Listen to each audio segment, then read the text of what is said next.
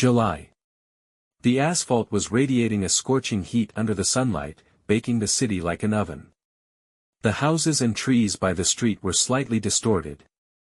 And every breath people took was nothing but burning air.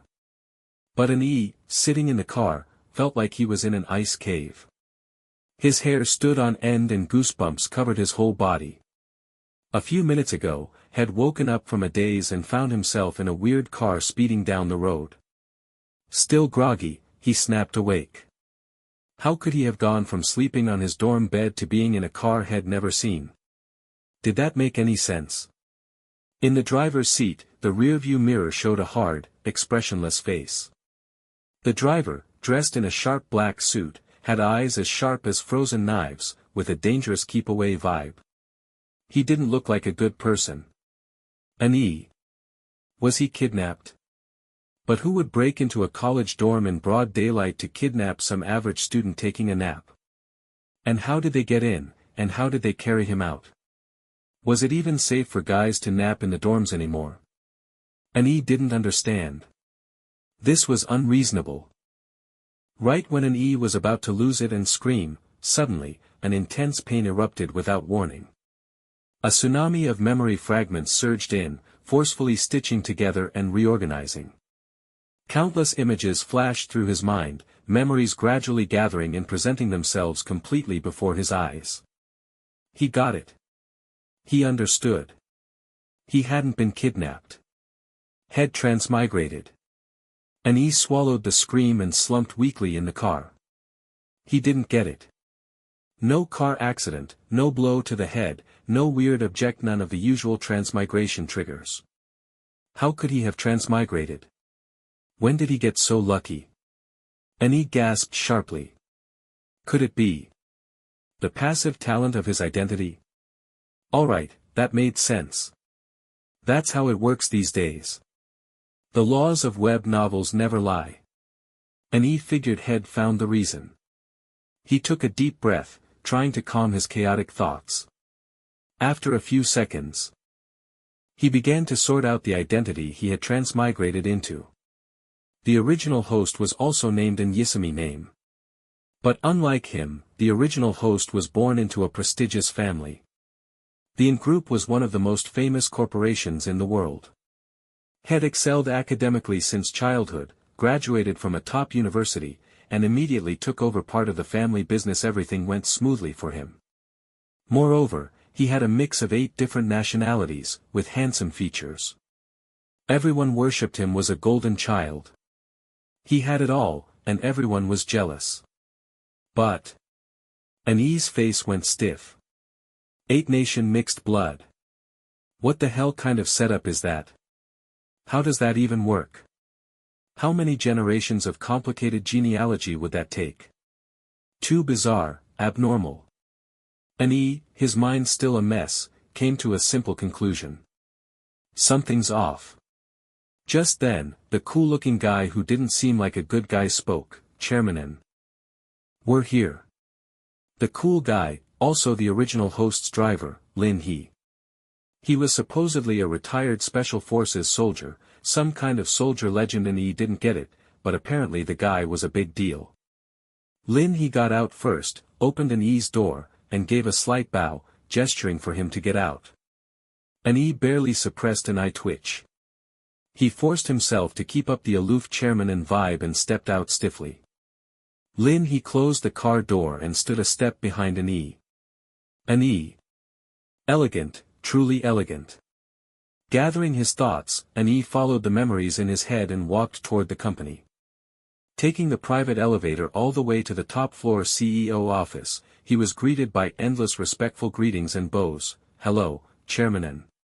Annie's expression was flawless on the surface, but inside, his mind was a scrolling barrage of thoughts, so unaccustomed.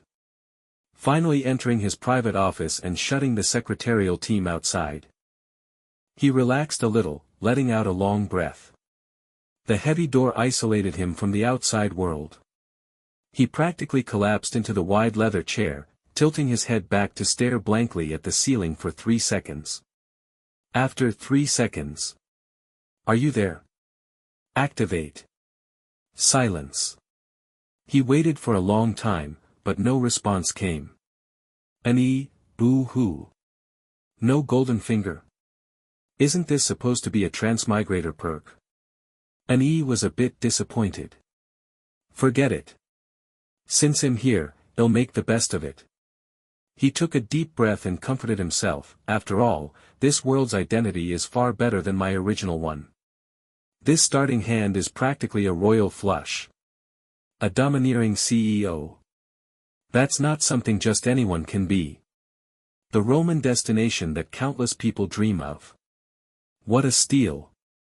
Convinced himself, slowly sitting up straight, trying to psych himself up.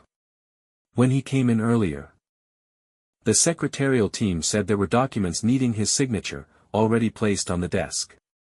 Since he was already here and had taken on this identity, he might as well do what needed to be done properly and head toward a better tomorrow. A smile spread across Annie's face as he confidently picked up the documents on the table. As expected, he couldn't understand a thing. Those complex clauses and reports were like gibberish. He even struggled to find the signature line. He didn't even know where to sign. He died before his mission could succeed, making heroes forever weep. Tears welled up in Annie's eyes. Perhaps he was accelerating the group's countdown to bankruptcy. Fortunately, fragments of the original owner's memories surfaced at the crucial moment, saving him. Annie struggled through several documents, understanding them only vaguely, but luckily. The memories indicated these matters had been discussed before. There were no major changes today, so he just needed to sign. The memories were a mess, and he still needed to sort them out. After calling someone in to take the documents, Annie sat in his chair, sorting through the memories. For memories related to people, they would surface as soon as he saw them, automatically matching to the right person. That was how it worked with the people he met along the way in the company earlier. The tricky part was the business knowledge and decision-making logic. Fortunately, with the foundation of the original owner's memories, it took time to understand, but he wasn't completely clueless. Maybe his brain got sharper after transmigrating. Annie thought about it. He knew himself well enough to know that it probably wasn't all that much sharper. But there was no rush. As someone who transmigrated into this identity, he'd have plenty of chances to grow. After all, he was the sole heir to the group, and his parents were still in their prime, and his grandparents were healthy too. Annie grinned, not bad, not bad. This transmigration was worth it.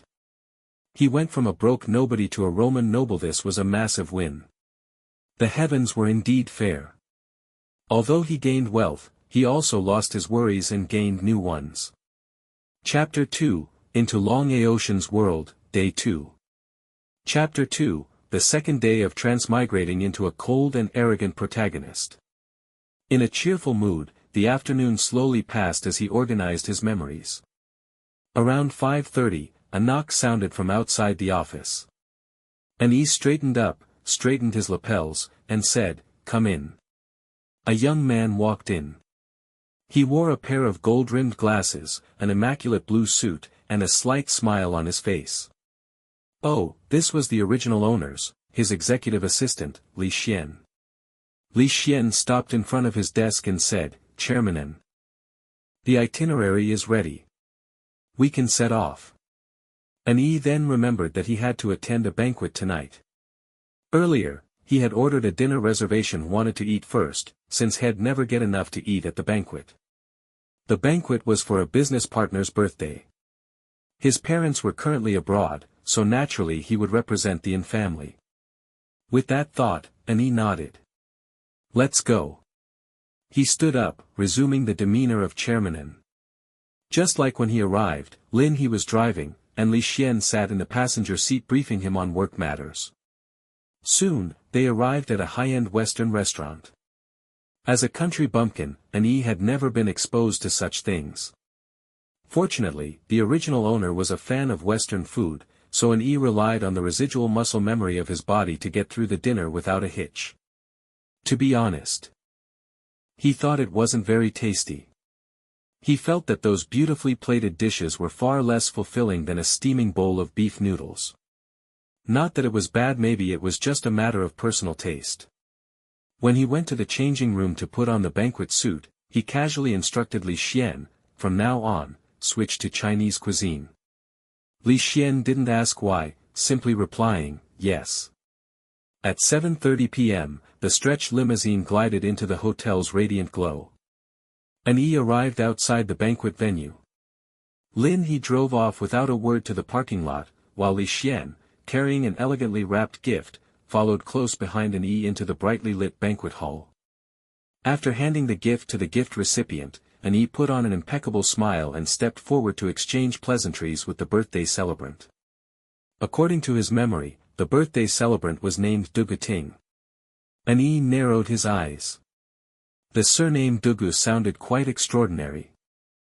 Dugu Ting was celebrating his 60th birthday today, looking spry and radiant, as if he could go another 60 years. Impressive.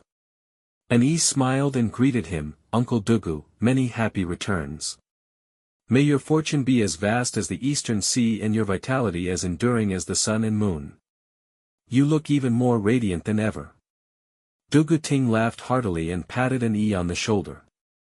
Xiao E. You're here. Then came a string of familiar, elder Torasinjiangster praises, creating a harmonious and joyful atmosphere where both host and guests were delighted. The Yen and Dugu families had only a superficial relationship, but in public, they acted quite close.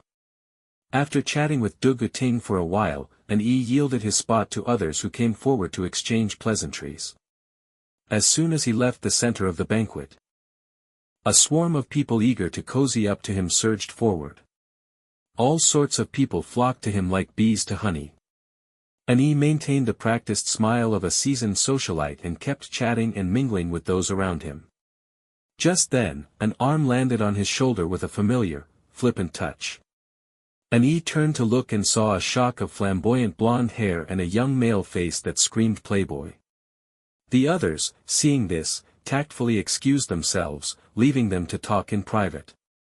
An E glanced at the man, and his mind immediately supplied the identity of the person in front of him. This man was, in a sense, the original owner's childhood friend and rascal buddy.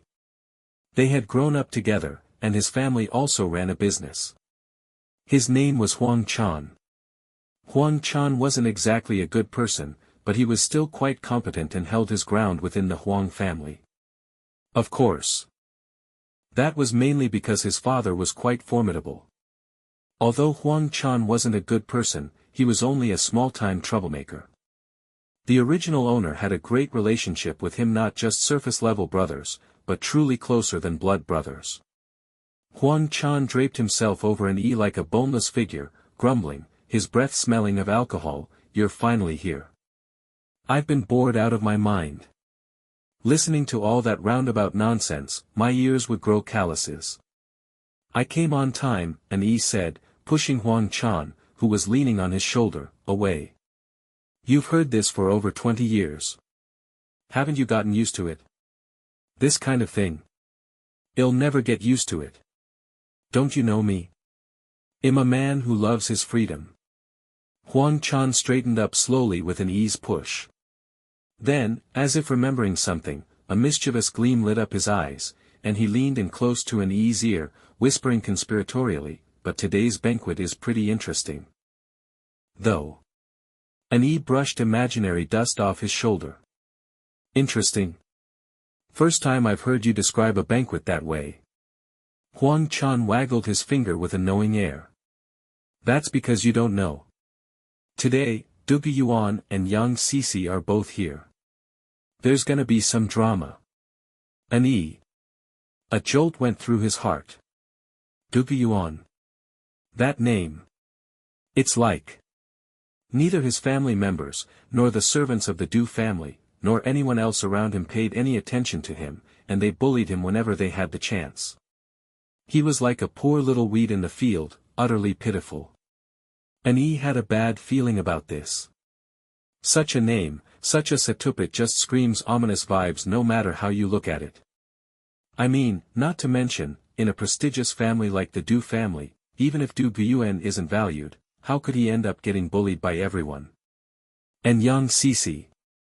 Isn't she, like, his damn fiancée? And that woman's always had her nose in the air, treating him like dirt. This name combo, this character setup, it's totally familiar. Chapter 3, Into Long Aocean's World, Day 3. Chapter 3, Day 3 of Transmigrating into a Long Outyan Story. Hiss and E sucked in a sharp breath, doing his bit for global warming. Hey. What's wrong? Why aren't you talking? And with that look on your face. Huang Chan reached over and lightly nudged an E's arm, snapping him out of it. Ahem. An E coughed, slung an arm around Huang Chan, and hauled him into a dark corner. What's up? Huang Chan's face was full of confusion. What's with all the secrecy today? An E led Huang Chan to the corner and said, nothing. Just tired from work today, that's all. Huang Chan sympathized deeply. I hear you, I hear you. That gig of yours, TCH. He patted an E's arm. When this wraps up, he'll grab a few drinks with you, bro. Booze cures everything. Got no sorrows, thanks. An E ruthlessly called him out. And you just want to drink. Don't you? Huang Chan's face flushed red. How dare you slander me like that? What did you mean by good show earlier? Du Guyuan and Yang Cece often show up at the same banquets, what made it not interesting before? An E cut off his rambling and asked. Huang Chan's face immediately took on a sly, creepy grin, his eyes squinting with glee. Today, hey. Today they're not just showing up at the same banquet, Yang Cece's got a big surprise in store. An E looked at Huang Chan's lecherous expression with suspicion. A big move? She's not gonna call off the engagement, is she? Whoa! Huang Chan's eyes widened with excitement. I got it from one of Yang Cece's friends. Where did you get your info? Huang Chan's eyes were as round as saucers. Nice, Chairman, and you're in the know. An E was shocked, like a bolt out of the blue. Damn. The breaking off the engagement trope. Huang Chan's expression grew even more excited. What does that even mean? What trope? Do you know any inside scoop? Spill it to your buddy. An E pushed him away. Back off, you nosy bastard. Hey, come on, spill it. Don't be cheap. Just as Huang Chan was pestering an E, the banquet hall doors burst open. A tall, lean figure stepped into the light.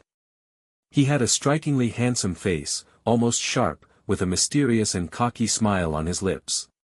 His steps were steady, oozing a carefully crafted, room-dominating vibe.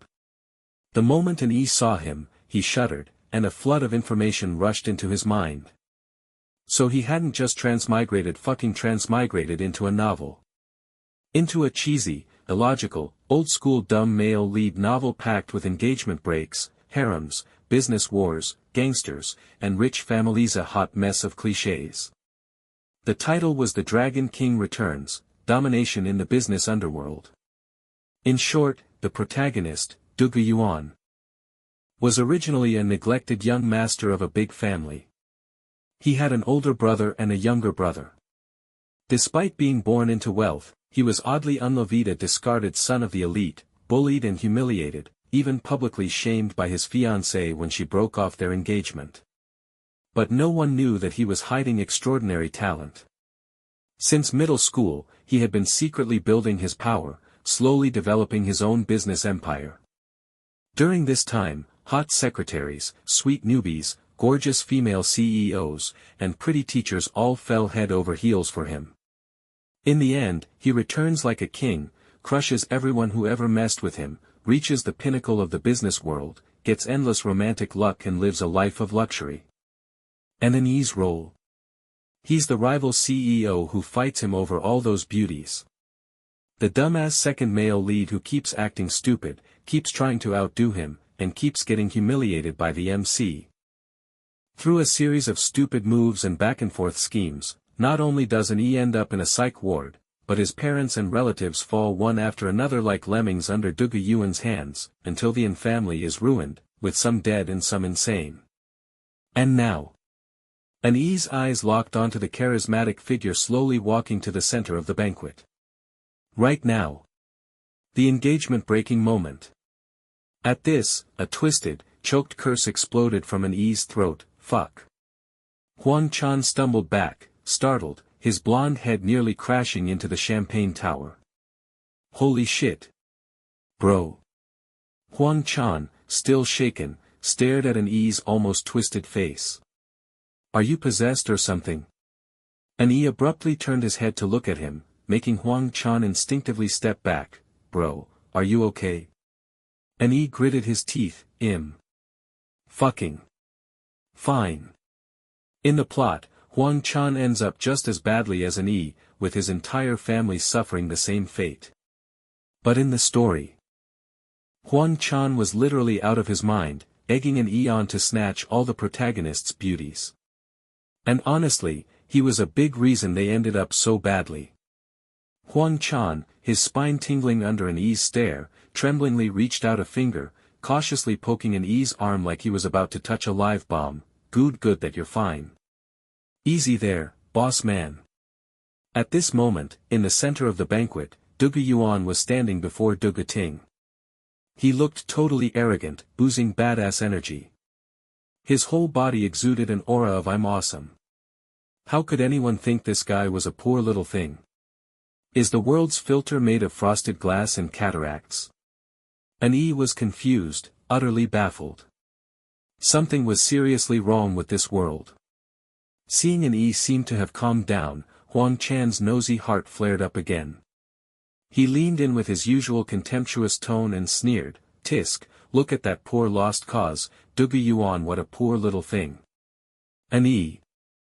His silence spoke volumes about his shock. He held back, but finally couldn't help it, staring at Huang Chan as if looking at an idiot. Did some clam meat glue your eyes shut or what? How is he a poor little thing? Huang Chan. Are you trying to say shit? An. Is that the damn point? An shuts up, speechless. Huang Chan, bewildered by his reaction, mutters and re-examines Du Guyuan. How's he not a poor little thing, huh?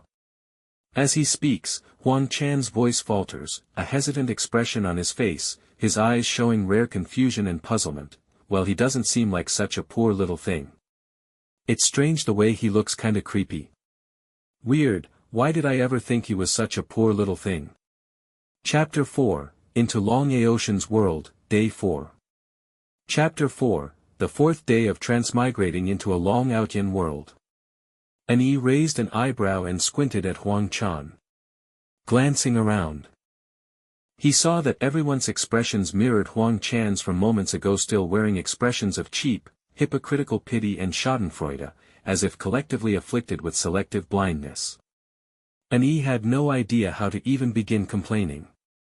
Still, analyzing the situation, since he had transmigrated into a novel world, it made sense that people were blinded by the plot's influence and turned a blind eye to reality, right?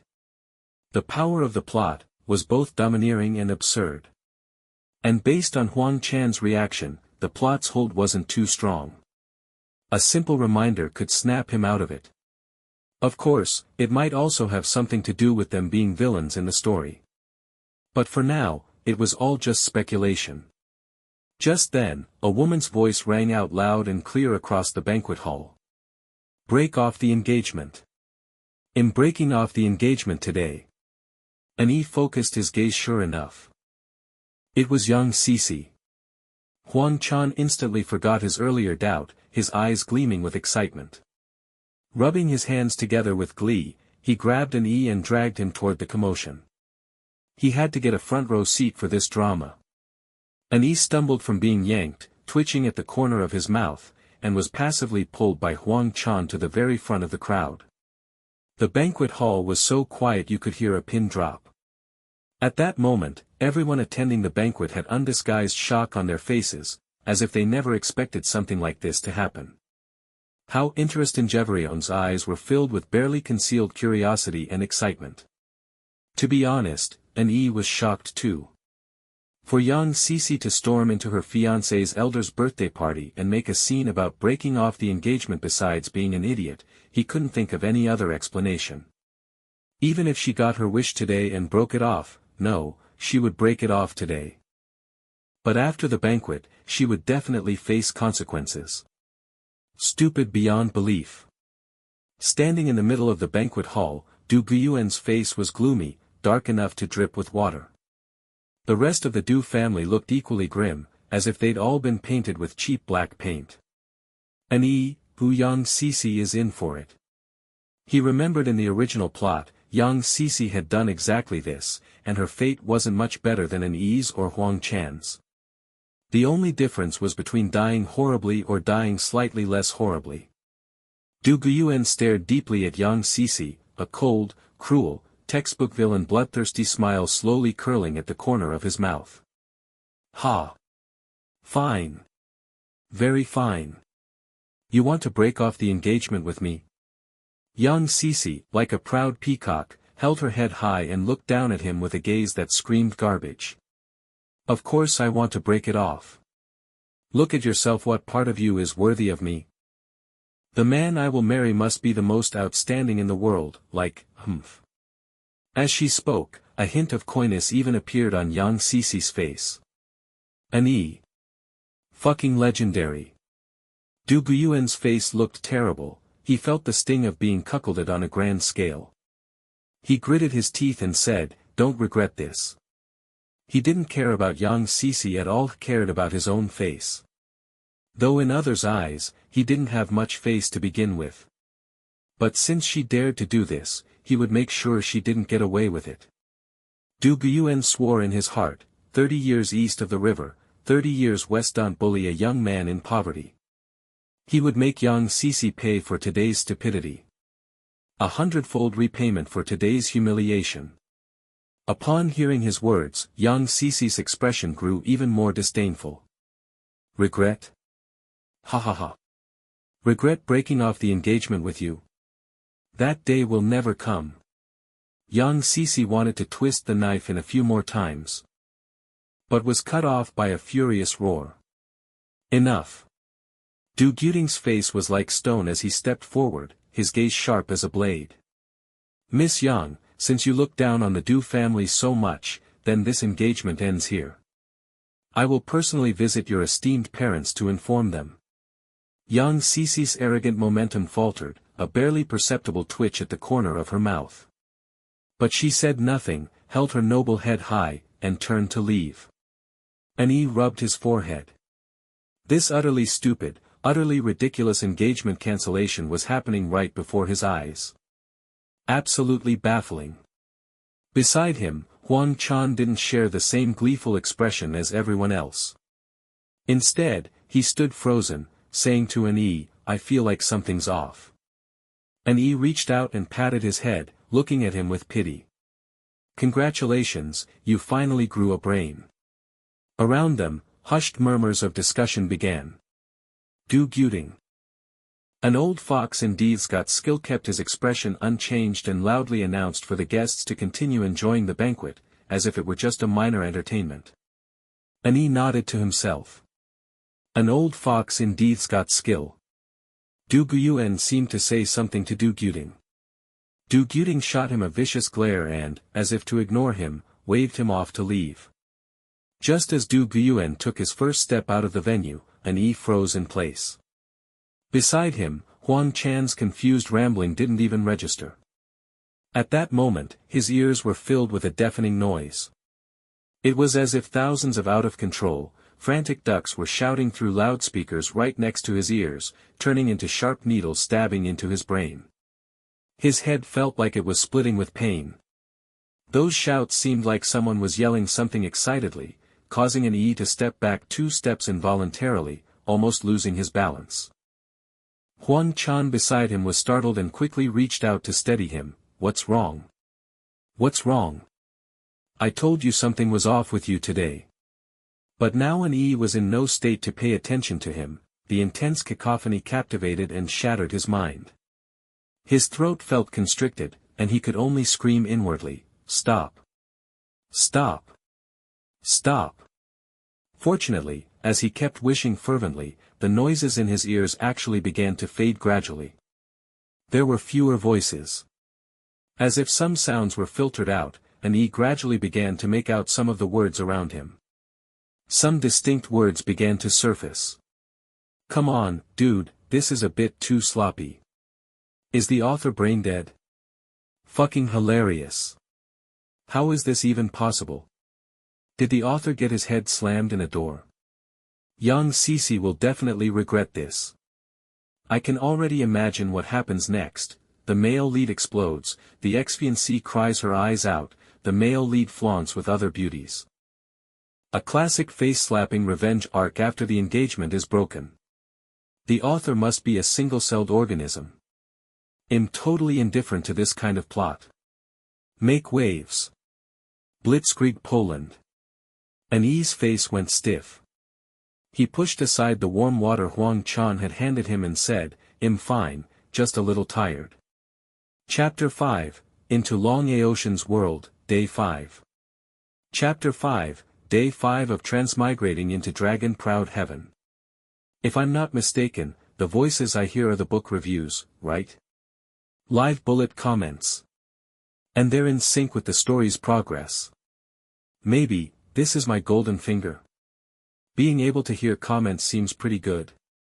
Of course, I'm definitely not going to follow the plot. I wonder if the comments will change along with it. Looking into Huang Chan's concerned eyes, he said, I'm really fine now.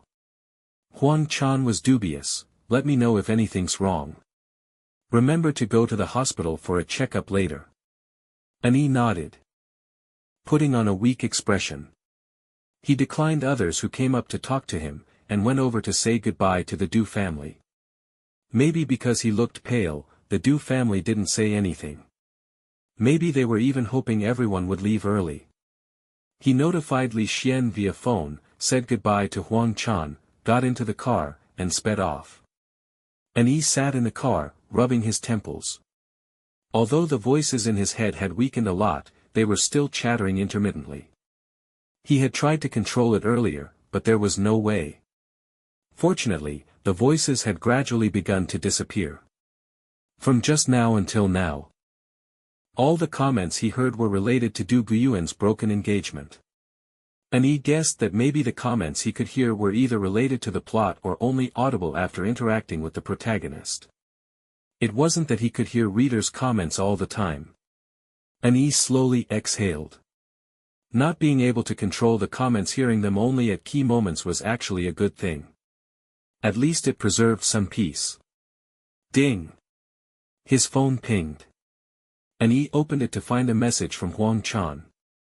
Huang Chan, remember to go to the hospital for a checkup. Your complexion was off all night. Your health is the most important. And Yi's expression didn't change. He replied, okay, don't worry. Then he looked up and said, go straight home, sir. Lin He, yes, sir. For convenience at work, Yi didn't live with his family. He lived in a luxurious apartment not far from the company. Yi stepped into the apartment. Great, a cold, empty, showroom-esque so-called elite vibe hit him in the face. In short, it didn't look lived in. A spotless house, black and white gray decor, empty rooms, very stereotypical of a wealthy bachelor's pad. Exhausted physically and mentally, Yi was too drained to even complain. He quickly washed up, threw himself like a sandbag onto the reportedly expensive bed, and fell asleep within seconds. Slept like a log. The next morning, awakened by his biological clock, Yi felt much better. Based on past experience, Lin He would come to bring him breakfast soon. Yi sat up groggily on the bed, stretching vigorously twice. After washing up, Lin He soon arrived with breakfast. Yi smiled and happily enjoyed the meal. Having everything done for him, this is the life.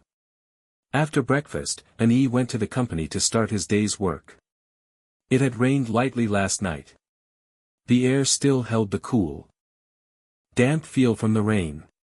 An walked through the lobby with steady steps, his eyes straight ahead, with Lin He trailing him like a shadow. Wherever he passed, a spotlight seemed to follow him. Even though he was just walking, he still attracted frequent sidelong glances from those around him, while employees shot him adoring looks.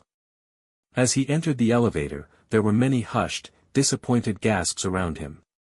As the elevator doors were closing, An followed the sound and saw a few employees a few feet away, stopping in their tracks, looking excited. The corner of An's mouth twitched almost imperceptibly. Well, this is a novel after all. He was sure that if this were the real world, the employees outside wouldn't be staring at him like lovesick fans, they'd want to hang him on a lamppost as decoration. The employees' words wouldn't be disappointed sighs at not seeing him, but eager hopes that he wouldn't show up so they could slack off. Along with friendly regards directed at him and 18 generations of his family. The elevator went straight to the top floor. The office door closed behind him, shutting out the chaos outside. An casually tossed his phone onto the large desk, instantly going limp, collapsing into the wide leather chair with a comfortable sigh. Just then, there was a knock on the office door. Chief Special Assistant Li Xian walked in holding a stack of documents, as precise as ever. Li Xian, Chairman, please review these documents. An nodded, gesturing for Li Xian to put the documents on the desk. Screech. A car stopped outside the in-group gate. An aggressively styled Rolls-Royce Phantom, completely ignoring the no parking sign in a domineering manner, parked at an angle, right in front of the main entrance. A well-trained security guard hurried over with a smile to remind him that parking was not allowed in front of the company gate. Sir, I'm very sorry. But parking is prohibited in the area directly in front of the company.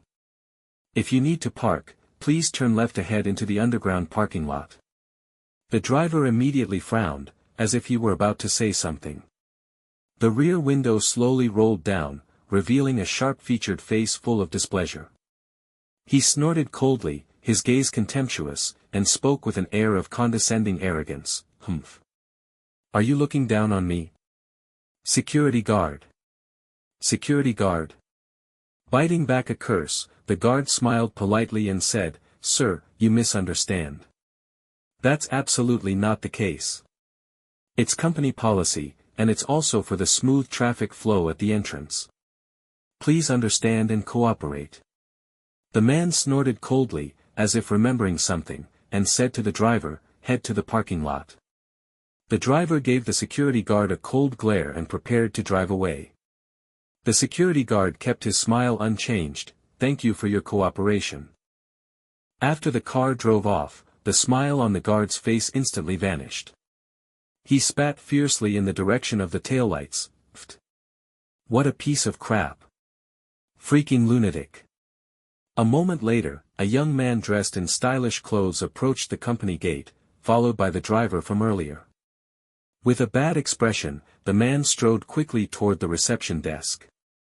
As he passed the security guard, the driver following behind gave the guard another cold glare. Security guard. Damn, what bad luck. With a cold and arrogant expression, the young man looked at the receptionist and said, I'm here to see An. Chapter 6, The Sixth Day of Being Thrown into a Dragon King Story. The receptionist was a sweet-faced young woman. In a sugary voice, she asked, Hello, sir. Do you have an appointment? The man, Du Guyuan, frowned upon hearing this and replied, No, just arrange it for me. He said it so matter-of-factly. The receptionist. Heh. I'm sorry about that. Without an appointment, I'm afraid you can't head upstairs right away. If you need anything, could you leave your name? I can call up and check Chairman An's schedule for you. Du Guyuan's expression darkened further, but he restrained himself and answered, Du Guyuan. The receptionist, all right. She picked up the front desk phone and reported to the higher-ups. Soon, she hung up. With her sweet smile still in place, Mr. Du Guyuan, I'm sorry, but Chairman An is in a meeting. However, you can wait in the waiting room next door. We'll notify you as soon as the meeting ends. Just then, a neatly dressed employee with a badge appeared. "Mr. Du Guyuan, this way, please. I'll take you to the waiting room." His face as dark as thunder and radiating an arrogant aura, Du Guyuan followed the employee to the waiting room. The employee: "Mr. Du Guyuan, this is the waiting room. Please wait a moment. After Chairman An's meeting. Well, inform him." He paused and asked professionally, "Would you like something to drink?" The driver stepped forward, answering brusquely, "No need. You can leave now." The employee backed out smoothly and disappeared through the door. Watching the employee leave, the driver approached Du Guyuan with a nasty look and started badmouthing, "Boss, they dare to humiliate you like this. I bet it's that bastard An's doing. Deliberately keeping you waiting."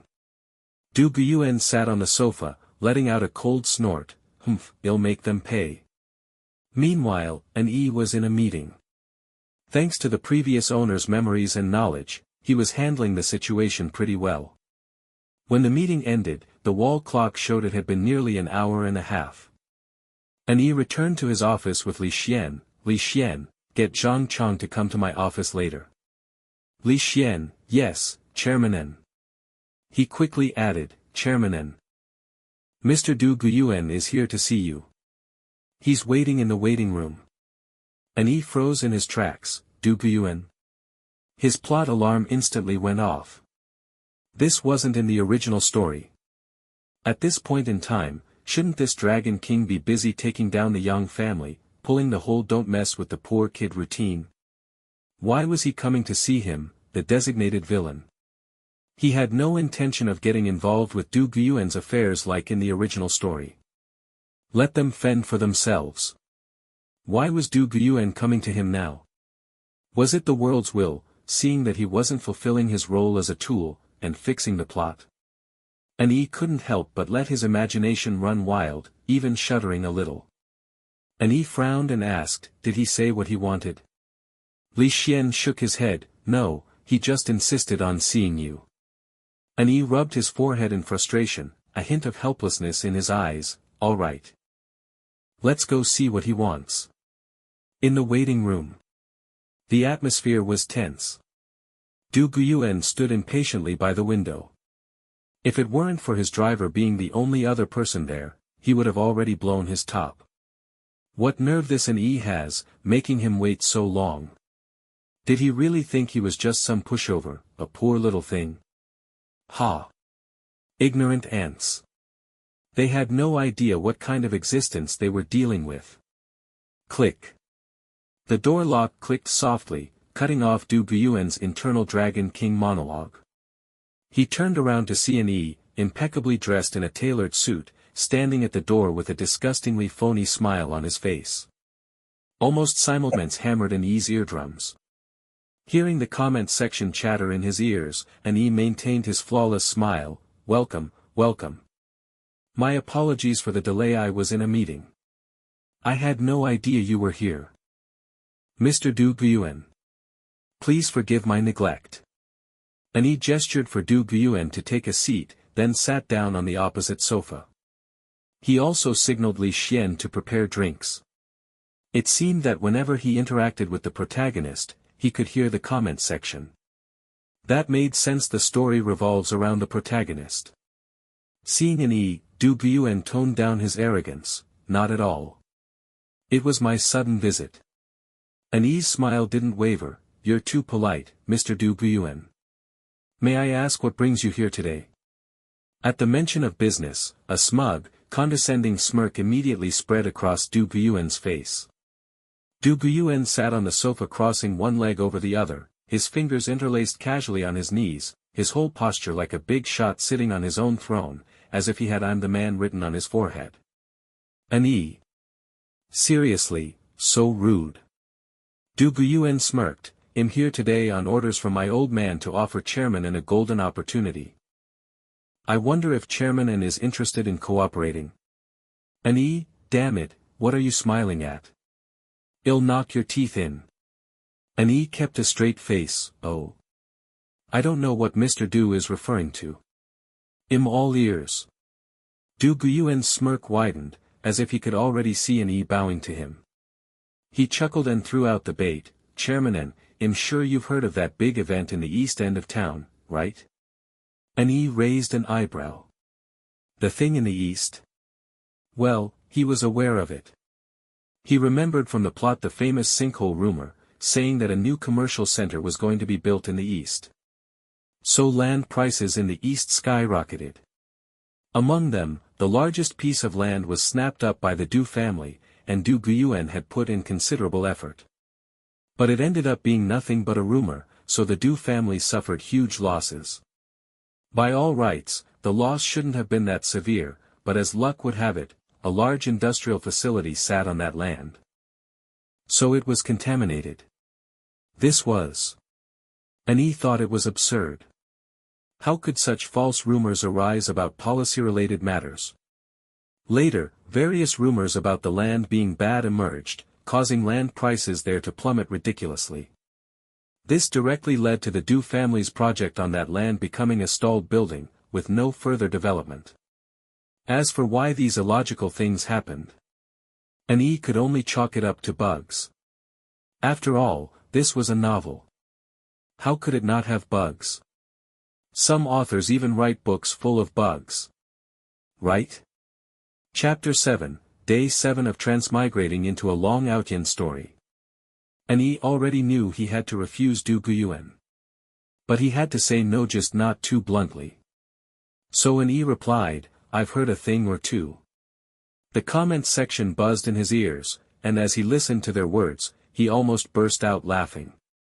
He quickly schooled his face, not letting Du Guyuan see anything wrong. Du Guyuan, hearing an E's response, began to speak passionately, eloquently, spraying spittle, painting a dazzling picture of the cooperation prospects, as if just a nod from an E would land him right on the Forbes list by tomorrow. An E's eyes wandered as he focused on the comments. This guy's rambling on, and one must be the second male lead. Definitely gonna get slapped down later. Feels kinda cliché. Same old, same old. Don't like it, don't read. Did the author never learn Chinese?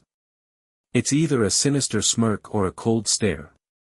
When is the protagonist gonna get a face cramp or something? I haven't even read a few chapters, and the male lead has already pulled that sinister smirk over 20 times. The content's not bad, and the writing's decent, but how many love interests are there? You call this decent writing? Du Guyuan said, his face full of confidence. So, Chairman, how about it? Want to cooperate? Du Guyuan's assured voice snapped an E back to attention. It seemed he believed that with his gift of gab, an E would definitely go along with him. An E kept a straight face, a faint smile playing on his lips. Sounds promising and exciting, no doubt. The smug curve of Du Guyuan's lips was just about to widen when an E's tone shifted, as flat as if he were discussing what to have for lunch. How about this, Mr. Du? Can you send me a detailed proposal first? Our folks will look it over, and then we'll get back to you. What do you think? Du Guyuan stood there, stunned. The smile on his face instantly froze. Proposal? He had been speaking with such passion and vivid detail, practically shoving a windfall fortune right into an E's mouth, and an E was asking for a proposal. Did that make sense? Was an E out of his mind? Or was he just messing with him? Du Guyuan's face turned beet red, and he ground out through gritted teeth, "I don't have one." An E raised an eyebrow at just the right moment, putting on a slightly troubled look, and drew out his tone, well. He spread his hands, feigning difficulty. "Mr. Du, that puts me in a tough spot. Without a proposal, without specific plans and risk assessments, how can I explain this to the board and my colleagues? I can't just greenlight a project this big on empty promises, can I? Or, do you have any other written documents to support your grand vision?" Du Guyuan suddenly stood up. "Chairman, isn't the prospect compelling enough for you? Or could it be?" And he smiled genially, waving his hand. "Please, have a seat. Take it easy, Mr. Du. We need to follow procedure, right? It's better for everyone, don't you think? How about this? Once you've prepared a complete proposal, well, sit down and discuss it in detail. Sound good? Du Guyuan snorted coldly. Since Chairman N is so insincere, there's nothing more to discuss. He flung his hand sharply and, with his equally grim-faced driver who looked like death warmed over, stormed out, slamming the door behind him. The door to the meeting room crashed shut with a bang, shaking the air. Li Xian, standing beside An Yi, had watched the whole scene unfold, completely stunned. He opened his mouth, uncharacteristically at a loss. Chairman N. This Mr. Du, is he? An Yi nodded expressionlessly, finishing his sentence for him. Yeah, got a few screws loose. Cut him some slack, probably came off the assembly line with his settings messed up. Li Xian's mouth twitched violently, but he maintained his professionalism, succinctly agreeing, you're right.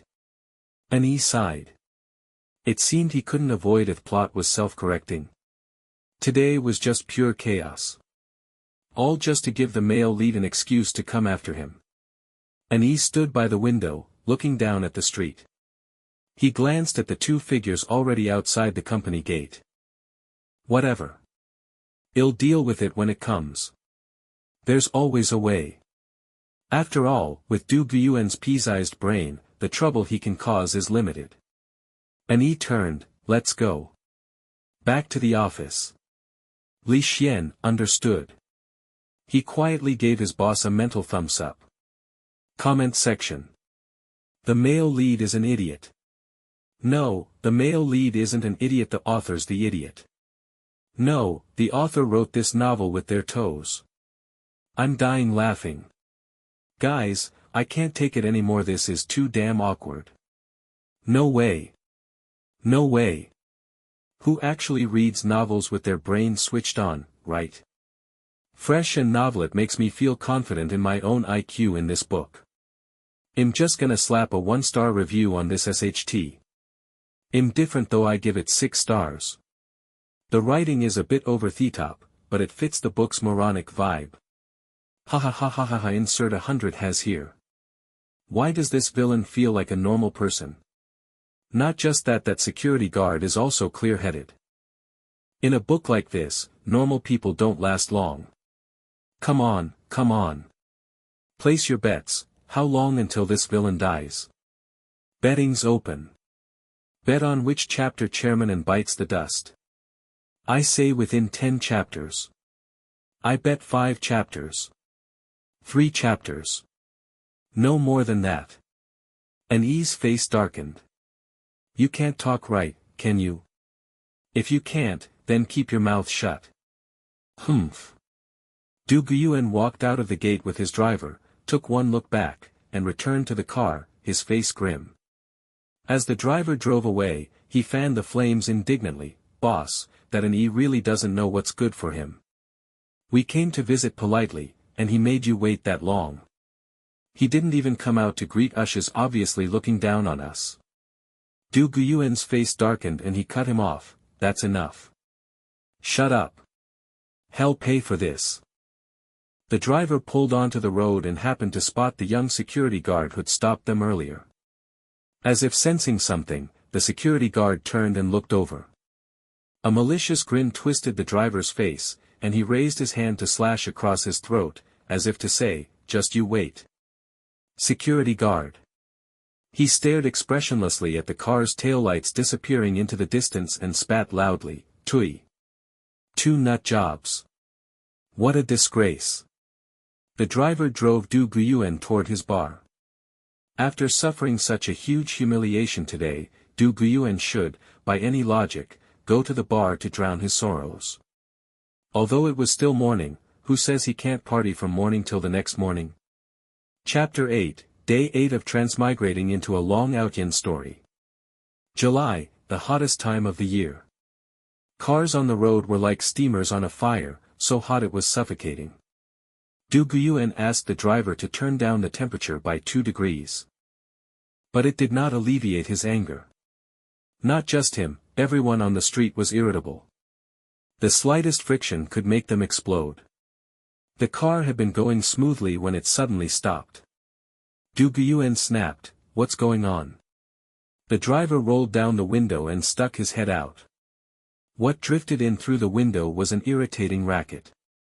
Can you drive or not? Can you drive? If I can't drive, then you can. Didn't you see you cut me off? Are your eyes stuck on your ass? I almost rammed into you. Bullshit. You were following too close. If your driving sucks, stay off the road. Did you flunk driving school? You mother. You mother. Just as the two middle-aged drivers were red-faced and spitting, on the verge of escalating from a verbal fight to a physical one. Please don't argue, a timid, delicate voice, completely out of place in the heated argument, suddenly piped up, inserting itself between the two quarreling men. Can't we all just get along? Du Guiyuan, on the verge of exploding, turned his head as if by magic. He saw a girl standing in the shade of a tree by the roadside. She wore a simple white dress, with smooth black hair draped over her shoulders. Her small face was innocent and pure, her eyes dewy like a frightened fawn. In an instant, Du Guiyuan felt a cool wave pour down from the top of his head. A chill through his heart. Spirits soaring. His irritation vanished in an instant. The two arguing middle-aged men noticed a pretty young girl by the roadside trying to persuade them to stop. They felt a flicker of pity, then blurted out, "Fuck off, mind your own damn business. Go take a hike. Who asked you to stick your nose in our fight?" The girl flinched at the sudden roar, trembling. Her eyes instantly welled up, and glistening tears threatened to spill over. As if she had suffered a terrible injustice, she was only trying to help. She had only said a couple of words for everyone's sake, so how could they scold her? Du Guiyuan's aura instantly darkened as he stepped out of the car with an overbearing tyrant's aura. In the sweltering heat, his presence was chilling. Top floor office of an group. At this moment, an E was reviewing documents in his office, when the commentary voices reached his ears again, drawing his attention. An E, confirmed. It seems whenever a plot point occurs, the commentary voices appear. But didn't he just leave? What's happening now? An E listened carefully. Curse them. Give it to them. Damn. The arguing drivers actually felt a fierce chill. Is the male lead an icebox? Looks like this is one of the heroines. No doubt about it. Look at the heroine's archetype, a delicate little white flower. Do you even need to guess? With that helpless vibe, it's the classic setup. I bet there's also a smoking hot secretary. An E rubbed his forehead, thinking about the current plot. From the comments, it seemed that Du Guiyuan was currently performing the hero saving the damsel routine, with that destined little white flower employee as his target. An E, TSK. Recalling the setting of this heroine, An E couldn't help sighing, really a delicate little thing, wholly stained by the mud. Just then, Li Xian pushed the door in to report on work, catching the last 3 syllables precisely. His professional mask slipped into a worried frown. Creature. Chairman, is there a creature we need to deal with? An E smiled, enunciating each word, not creature. It's a dear little one. He drew out the last syllable with a meaningful lilt. Li Xian. He felt his brain short-circuit. Was Chairman losing his mind? His professionalism as a top assistant made him swallow his doubts and simply deliver the report. Chairman. General Zhang has taken care of everything. The initial plan for the new quarter's marketing campaign has been finalized. The theme determined by General Zhang is. Meanwhile, at Du Guiyuan's side. Stop. Du Guiyuan barked, she's just a pure and kind young girl. What do you think you're playing at? The two drivers. What did we do? The two drivers stood there dumbfounded, their faces a perfect who am I? Where am I? What the hell is this idiot saying? What did we even do? We were just cursing each other's ancestors up to 18 generations. Who the fuck was gonna touch that girl on the roadside? That young lady, Xia Yuyu, saw a handsome man stepping out of a luxury car to stand up for her. She couldn't help but blush, biting her lower lip, shooting Du Guyuan a coy look. She let out a little gasp, recognizing Du Guyuan as her boss. Du Guyuan caught this worshipful signal perfectly. His ego inflated to the max. He curled a greasy smile and looked at the two drivers with a righteous expression. You'll have to go through me. None of you can touch her. If you don't believe me, go ahead and try. The two drivers. We weren't even gonna touch her. The two drivers, who were about to lose their temper, glanced at the car behind Du Guyuan and did the math. Try it and perish. Then they looked at the guy, his eyes looked kinda unhinged. Crazy people can beat you and get away with it. Forget it. If we hit that car, we can't afford to pay for it. Let's get out of here. The two drivers didn't want to argue with a fool. They rolled their eyes in unison, grumbled curses, and scrambled back into their car. They floored it and sped off, leaving Du Guyuan and Xia Yuyu staring deeply into each other's eyes on the main road. Honk honk honk honk. The piercing sound of a car horn rang out. You gonna move or what? The hell are you blocking the road for? The driver behind couldn't hold back anymore, rolling down the window and shouting. Du Guyuan. Xia Yuyu. I totally didn't see this coming. Biting her lower lip. I'm about to puke up last night's dinner. When will these authors change up their descriptions? The male lead is really great, brought me so much joy. The author is a real talent. I never expected to get this many surprises in just 2 chapters. The author really gets performance art. 2 short chapters crammed with too many tropes. The guy in the car behind is the real gem. I like that guy. I hope the male lead keeps being this crazy, it makes me feel so superior. What a fucking idiot. Chapter 9, Day 9 of Transmigrating into Long Outyan. An E couldn't help himself. Li Xian, who was seriously reporting on the downmarket strategy and penetration rate in 3rd and 4th tier cities, abruptly stopped speaking and furrowed his brow in confusion. An E casually waved his hand. It's nothing. Go on. Li Xian, yes, Chairman N. He thought to himself, is this plan really that funny? It even made Chairman N laugh. He didn't find it amusing. Was it because he wasn't humorous enough? On the curb, Du Guyuan, whose romantic gaze was interrupted by honking, irritably signaled the driver to move the car blocking the way. Then he looked at the innocent girl standing on the curb, and the corner of his mouth unconsciously curled into that trademark charming smile. Thank you for helping me out earlier. Xia Yuyu's voice was as soft as a mosquito's buzz, with just the right amount of trembling. They were so fierce just now. I was really scared. As she spoke, her eyes reddened on cue, with tears welling up, as if they were about to overflow at any moment. Perfectly embodying the phrase so pitiful it's endearing. Du Guyuan saw her eyes turning red and felt even more displeased with the 2 drivers from earlier. He thought, better not run into them again, or it'll make them pay. Looking at the girl whose tears were about to fall, he comforted her. Miss, since you stood up for what's right and they couldn't appreciate kindness, don't cry over men who have no manners. There are still plenty of good men in this world, for instance. He didn't finish the sentence, letting out a suggestive laugh instead.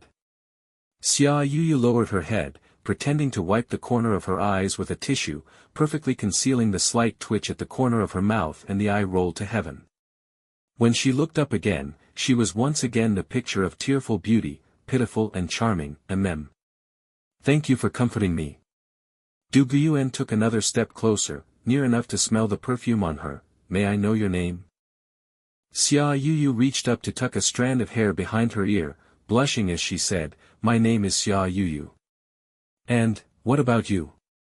Du Guyuan. He extended his hand to Xia Yuyu, a crooked smile on his face. Nice to meet you, my lovely lady. Xia Yuyu shyly placed her hand in his, but quickly withdrew it after just a brief touch. her face growing even redder. Du Guyuan was extremely pleased with her shy reaction, his smile widening. "Miss Xia, could I get your contact info?" Xia Yuyu glanced at Du Guyuan's face, then lowered her head and gave a slight nod. While Du Guyuan and Xia Yuyu were hitting it off, things were equally lively on An Yi's side. He was having a passionate affair with various documents, unable to tear himself away, lost in a sea of paperwork. Around noon, the phone on the desk suddenly rang. An Yi picked it up, speaking succinctly. "What is it?" Li Xian's voice came through. "Chairman N. Mr. Huang has arrived." An Yi paused for a moment before realizing he was referring to Huang Chan, and instructed, "Let him in." With a click, the office door swung open. My good brother. Feeling better? Buddy was so worried about you." The door was barely open a crack before Huang Chan's boisterous voice rang out, before he even appeared. Huang Chan's brilliant golden head followed closely, squeezing through the door, the whole man like a vibrant cannonball, plopping heavily into the sofa opposite An Yi's desk. The sofa groaned under the strain. "I'm telling you, E." He sprawled out without any dignity, as if the office were his living room. "After I got home last night, the more I thought, the weirder it seemed. I mean, you're usually as strong as an ox, but last night your face was as white as a ghost. Are you sure you're okay? Did you go to the hospital?" He leaned in, lowering his voice with a mysterious expression. "Spill it, did you have a run-in with bad luck? I felt like the banquet hall last night had some seriously creepy vibes. And that Du Guyuan guy? He's definitely off." "An Yi?" Great, after the brain issues theory, Huang Chan had now come up with a new bad luck theory. Huang Chan's face showed genuine confusion, even a bit of lingering fear. "Seriously. After I got home yesterday, the more I thought about it, the more Du Guyuan seemed not right. He gave off a bad vibe. If he were normal, that'd be the weird part." An Yi didn't even bother lifting his eyelids, signing documents rapidly while nodding absently. "Congratulations, smart guy, your IQ is finally approaching normal." He casually handed a signed document to Li Xian who was standing nearby. "Li Xian, send this to Zhang Chang." Li Xian took the document expressionlessly, nodding slightly. "Yes, Chairman N." "Hey. What's that supposed to mean?" "Buddy's so smart, Einstein would call me his master." Huang Chan complained loudly. Then suddenly remembered something, he sat up straight, eyes gleaming, sparkling with gossip. "Oh. Speaking of bad luck, guess who I saw on my way here?" And he finally lifted his eyes from the pile of documents, giving him a go-ahead, entertain me look. "Du Guyuan." Huang Chan slapped his thigh, his voice rising an octave. "That creepy guy. Guess what?" An Yi's heart remained utterly calm, even a little amused, but his face showed nothing. "What? Crying by the roadside? Crying? Ha!" The guy was busy showing off. Huang Chan was bubbling with excitement, describing the scene with spittle flying, right at the intersection 2 blocks away.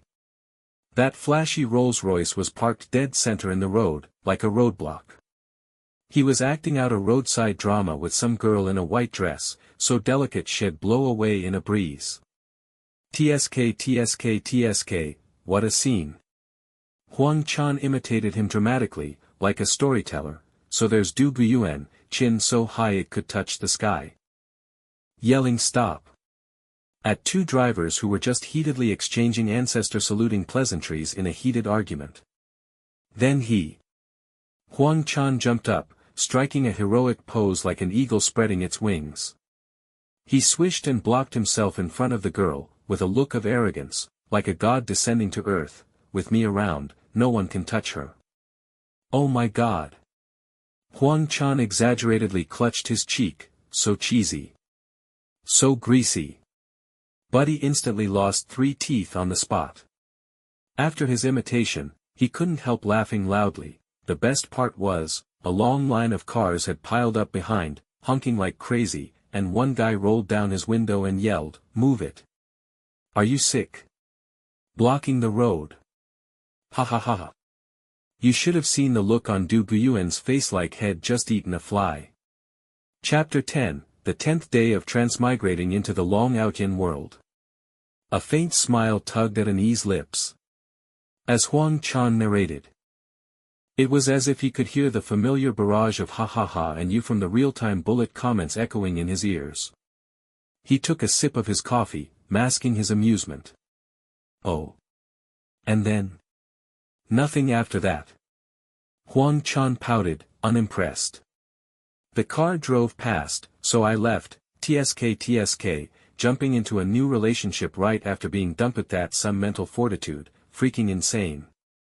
He gave a sarcastic thumbs up, laying it on thick.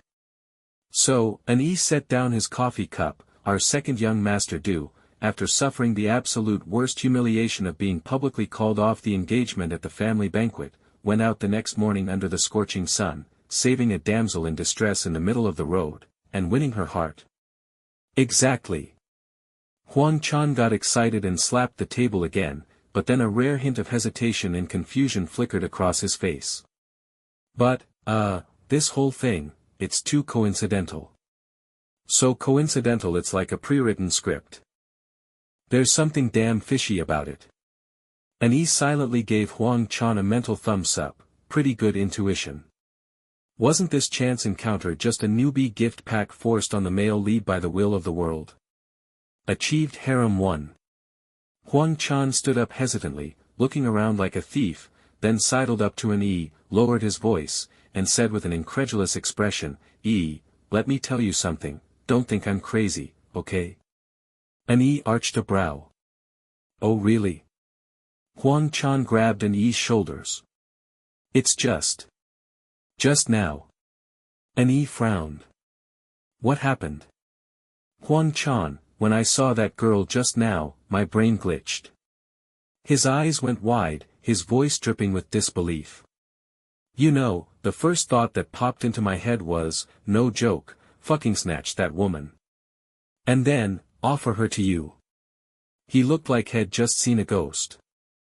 "I'm not your eunuch, why would I be managing your harem's bed assignments?" His expression twisted weirdly. "And she's not even mine to manage. She's a person. Not some object in Du Guyuan's pocket. What right do I have to snatch her? Since when am I a damn human trafficker?"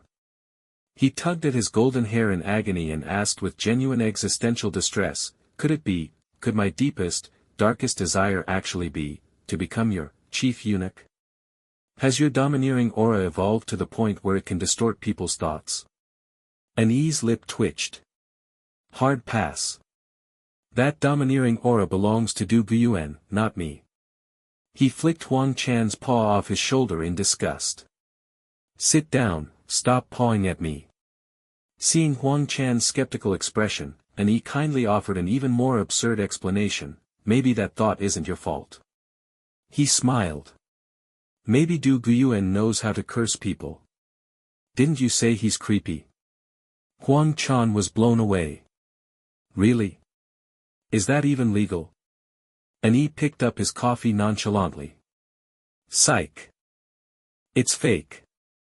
Du Guyuan can't curse people, but the plot can. How should one describe the plot of this world? It had a lively beauty, but it was completely ridiculous. The midday sunlight streamed through the huge floor-to-ceiling windows, spilling onto the dining table covered with a white tablecloth and exquisite tableware. Annie and Huang Chan had just finished lunch and were chatting idly. "Hey, E." Huang Chan started, picking his teeth. A figure stopped beside them. "Sorry to interrupt," came a warm, pleasant voice, with just the right amount of politeness. They looked up to see a tall man in a well-tailored dark gray suit standing by the table. His hair was combed back neatly, revealing a smooth, full forehead and a handsome face with a touch of classical sculptural beauty. Mr. Huang." He accurately called out both their surnames. His smile deepening. "I've heard a lot about you. Im Xiao Xiuya." An Yi and Huang Chan were both a little surprised and exchanged glances. Xiao Xiuya.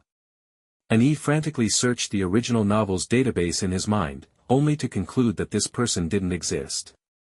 But, the surname Xiao. At the end of the original novel, a villain named Xiao appeared, seemingly with overlapping business interests with Du Guyuan's company. This was the author's villain-in-waiting for the sequel Easter egg. A colleague who would take over his stepping-stone position in the future. But was this Xiao Xiuya in front of him, that poor bastard who appeared at the end of the original male lead story? Mr. Xiao knows us. An Yi stood up and politely extended his hand. Huang Chan also toned down his mischievousness a bit and shook hands with him. Xiao Xiuya gracefully returned the handshake. His fingers were long and strong, with a slight coolness. An Yi, director of the incorporation. And Huang Chan, the young master of Yaohua Industries. Your names are renowned in the business circles of this city. Lucky to meet you today. I took the liberty of coming over to say hello. His gaze lingered on An Yi's face for an extra moment. Mr. An, you're just as impressive as they say, really captivating. His tone was sincere, not like a mere formality. An Yi could feel the focus in that gaze, but strangely, there was no malice, rather, it was a bit, overly enthusiastic. He kept a polite smile in place. You flatter me, Mr. Xiao. Please, have a seat. He gestured to the empty seat nearby. Xiao Xiuya sat down with easy grace, his posture relaxed and elegant. During the conversation, they learned that Xiao Xiuya was the CEO of the Yuanshan Group, headquartered in another province. Had come to town to expand his business and set up a branch. He was witty, well-read. Neither showy nor fake modest. He chatted insightfully with An Yi and Huang Chan about macroeconomics and new tech. He even knew a bit about An Yi's company's recent projects. Huang Chan occasionally cracked jokes, and the atmosphere was quite pleasant. An Yi found that talking with Xiao Xiuya was comfortable. The other party's thinking was clear, his logic tight, without the exaggerated greasiness typical of novel characters, more like a real, excellent, and normal business elite. Nothing like Du Guyuan, always flashing that creepy smirk. In the evening, after being ravaged by documents all day, dead tired from being a corporate drone, An Yi drifted into the apartment elevator. Just as the elevator door was about to close, a hand with prominent knuckles reached in. Hold on, came the warm voice again. The door reopened, and Xiao Xiuya walked in, carrying a stack of heavy books that looked like art albums. Sweat beaded at his temples. A few rebellious black strands had fallen loose, and his perfectly neat look from lunchtime had finally cracked. Chapter 11, Day 11 of transmigrating into a long Outyin novel. Mr. Xiao. An Yi was somewhat surprised. Xiao Xiuya recognized him, and a smile instantly lit up his eyes, his joy palpable. Chairman An. What a coincidence. You live here too? Yeah. An Yi nodded, noticing he was struggling with the books, and instinctively reached out to help carry some. Need a hand? Thank you. Xiao Xiuya sighed in relief, mentioning a floor number. It was the floor directly below An Yi's. His tone carried a hint of moving fatigue and obvious delight. Just moved in today, things are still a mess. Never expected to become neighbors with you, Chairman N. Such a coincidence. He paused, his eyes sparkling with barely concealed excitement as he looked at An Yi. Truly wonderful. The elevator hummed softly as it rose. They chatted about the trivial moving hassles. And Xiao Xiuya helplessly complained about the chaos of setting up the branch office, so many things to handle, even finding a decent place to live felt like a battle. Ended up hastily settling here. But now, I feel it was absolutely the right decision. Xiao Zuya's gaze casually swept over An Yi's slightly tired but still handsome profile, then he suddenly spoke, his tone carrying a hint of tentative curiosity. Chairman and lives alone. No girlfriend, living together. As if realizing the question might be too forward, his eyes flickered slightly, showing a trace of regret. How rude. Asking such a private question right off the bat. An smiled and sidestepped the question, asking back, and you, President Xiao? Traveling all this way to expand your market, bringing your girlfriend along as your helpmate? Balancing career and love? Xiao Xiuya immediately shook his head, chairman in jokes. Where would I get a girlfriend? He paused. His tone suddenly turning unusually serious, his eyes locking onto an with intense focus. To be honest, I've lived this long with a completely blank love life. I've never met anyone who could make my heart race. The air in the elevator suddenly grew still. Xiao Zuya's gaze burned with tangible warmth as he continued, clearly, word by word, but I believe, if I ever meet that soulmate, I'd recognize and claim him at first sight. That feeling should be, crystal clear and unmistakable. An Something's off. This atmosphere is way off. An turned to look at Xiao Zuya's face, his eyes curved as he gazed at him seriously, the emotions swirling inside so complex that an scalp prickled. What the hell? An swore he saw in Xiao Zuya's eyes, 4 parts excitement, 4 parts joy, 2 parts shyness, and 90 parts adoration. Son of a bitch, you're a pie chart too. What is this? Love at first sight? Isn't this supposed to be a straight man's harem novel? When did the orientation change? Has the novel been infected by a gay virus? Damn it, this is kind of interesting. Good thing he's gay. A week later, at a business negotiation meeting. The crystal chandeliers were bright enough to blind titanium alloy dog eyes, and the air was thick with a mix of caffeine and high-end perfume, as well as, the smell of money. An the naive college student, had now adapted well to this environment.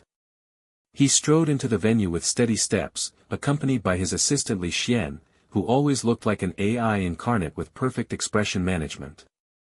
He immediately spotted Xiao Xiuya sitting in the front row. He sat upright, his dark gray suit impeccably pressed without a single wrinkle, every strand of hair exuding elite vibes. As if he had eyes in the back of his head, Xiao Xiuya precisely turned around the moment an entered, chairman and meeting again. What a coincidence. An responded with a standard business fake smile, inwardly complaining, the density of coincidences this week is higher than my company's KPI completion rate. Forget it, blame it on me being too handsome, can't blame anyone else. An straightened his back, keeping a calm face, President Xiao, such a coincidence. Then, an noticed another striking figure, Chang Tongxin, CEO of Tongxin Capital.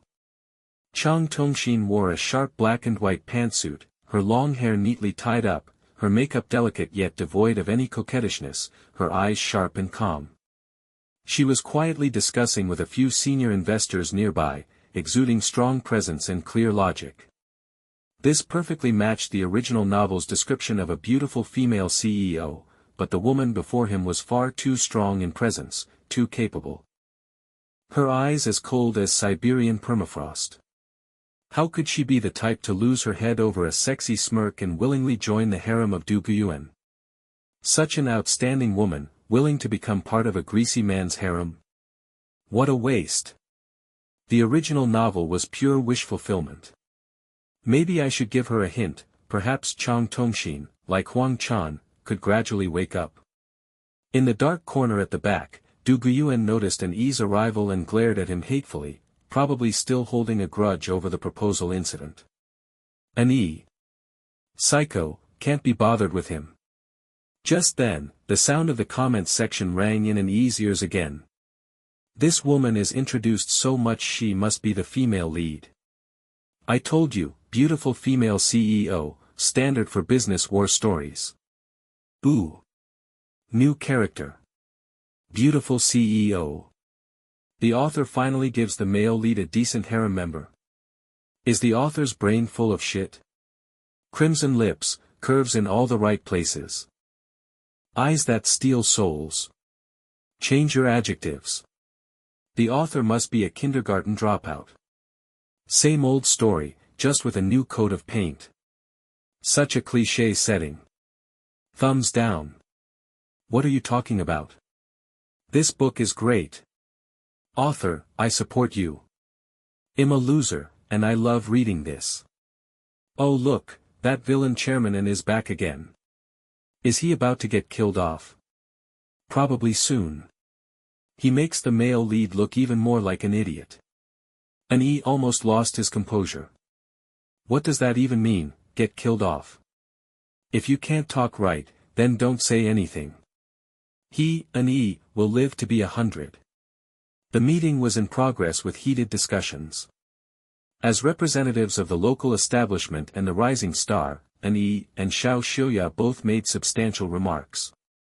Chang Tongxin, on the other hand, showcased her sharp investment vision and sharp negotiation skills. Several of her questions hit the nail on the head, earning quiet nods from many seasoned players in the room.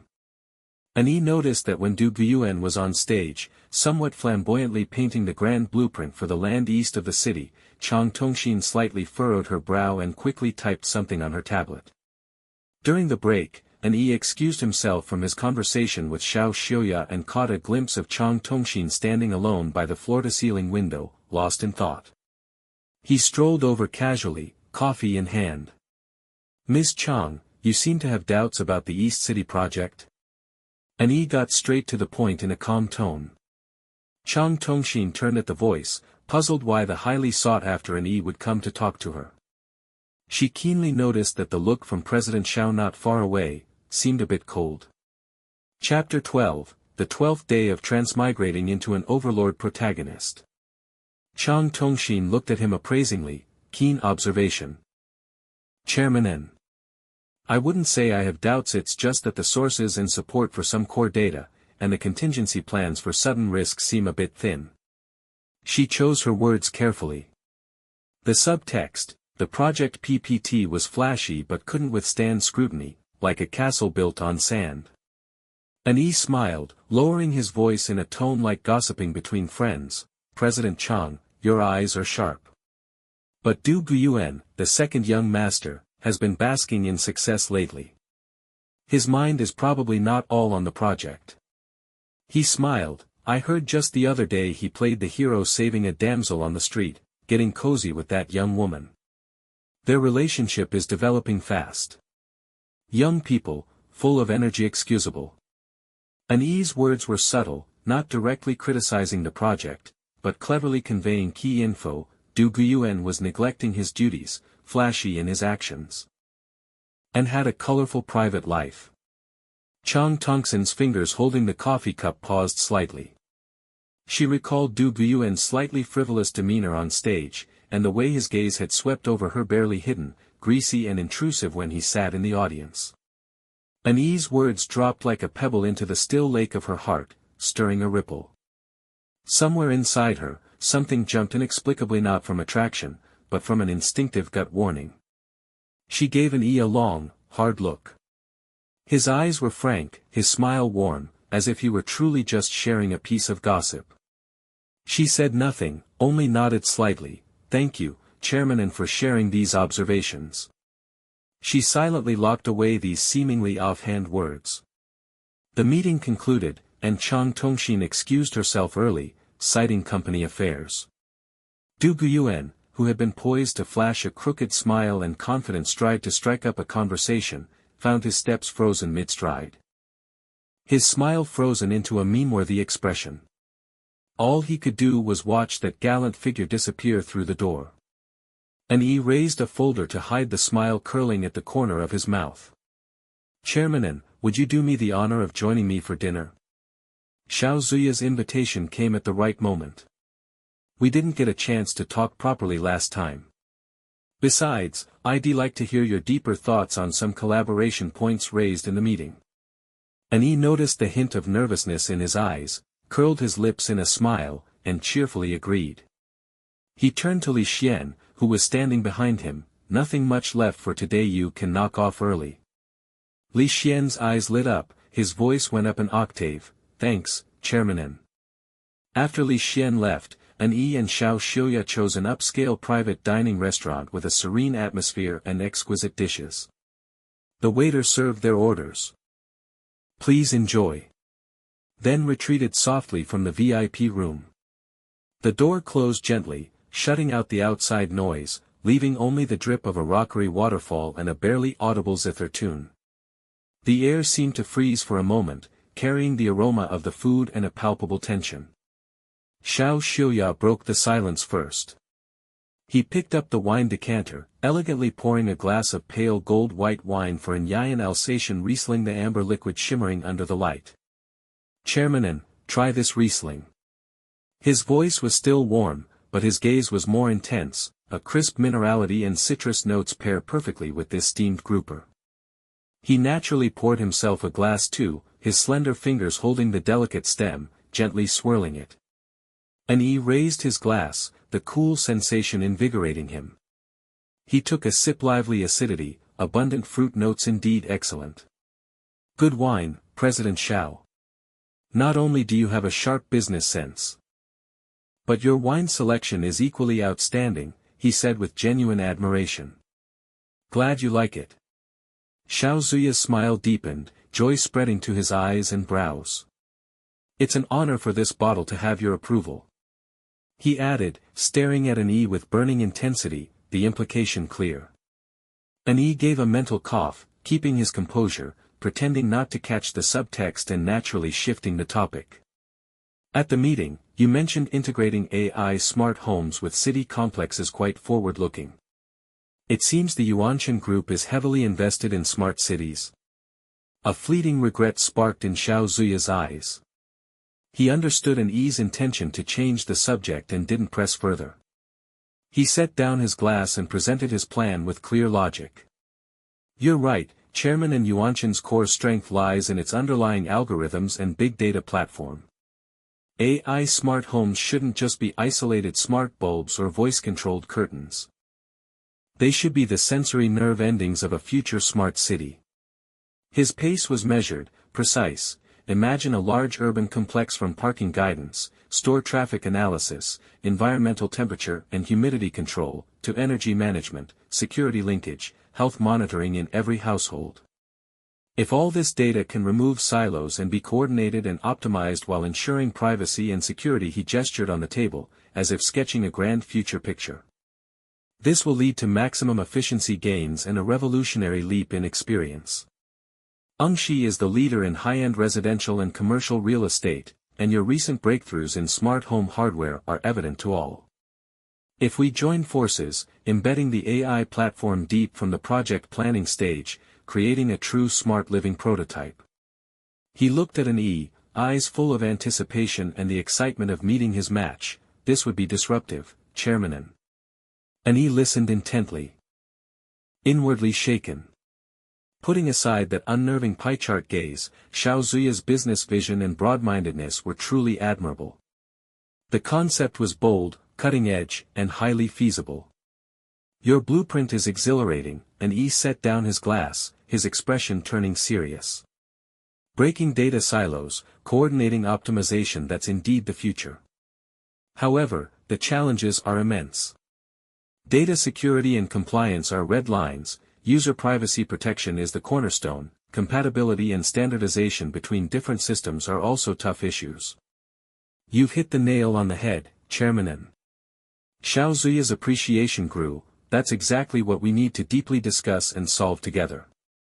Yuanshan holds core patents in data security and privacy computing. Shi's hardware ecosystem and user reach are second to none. A powerful alliance is the key to breaking the deadlock."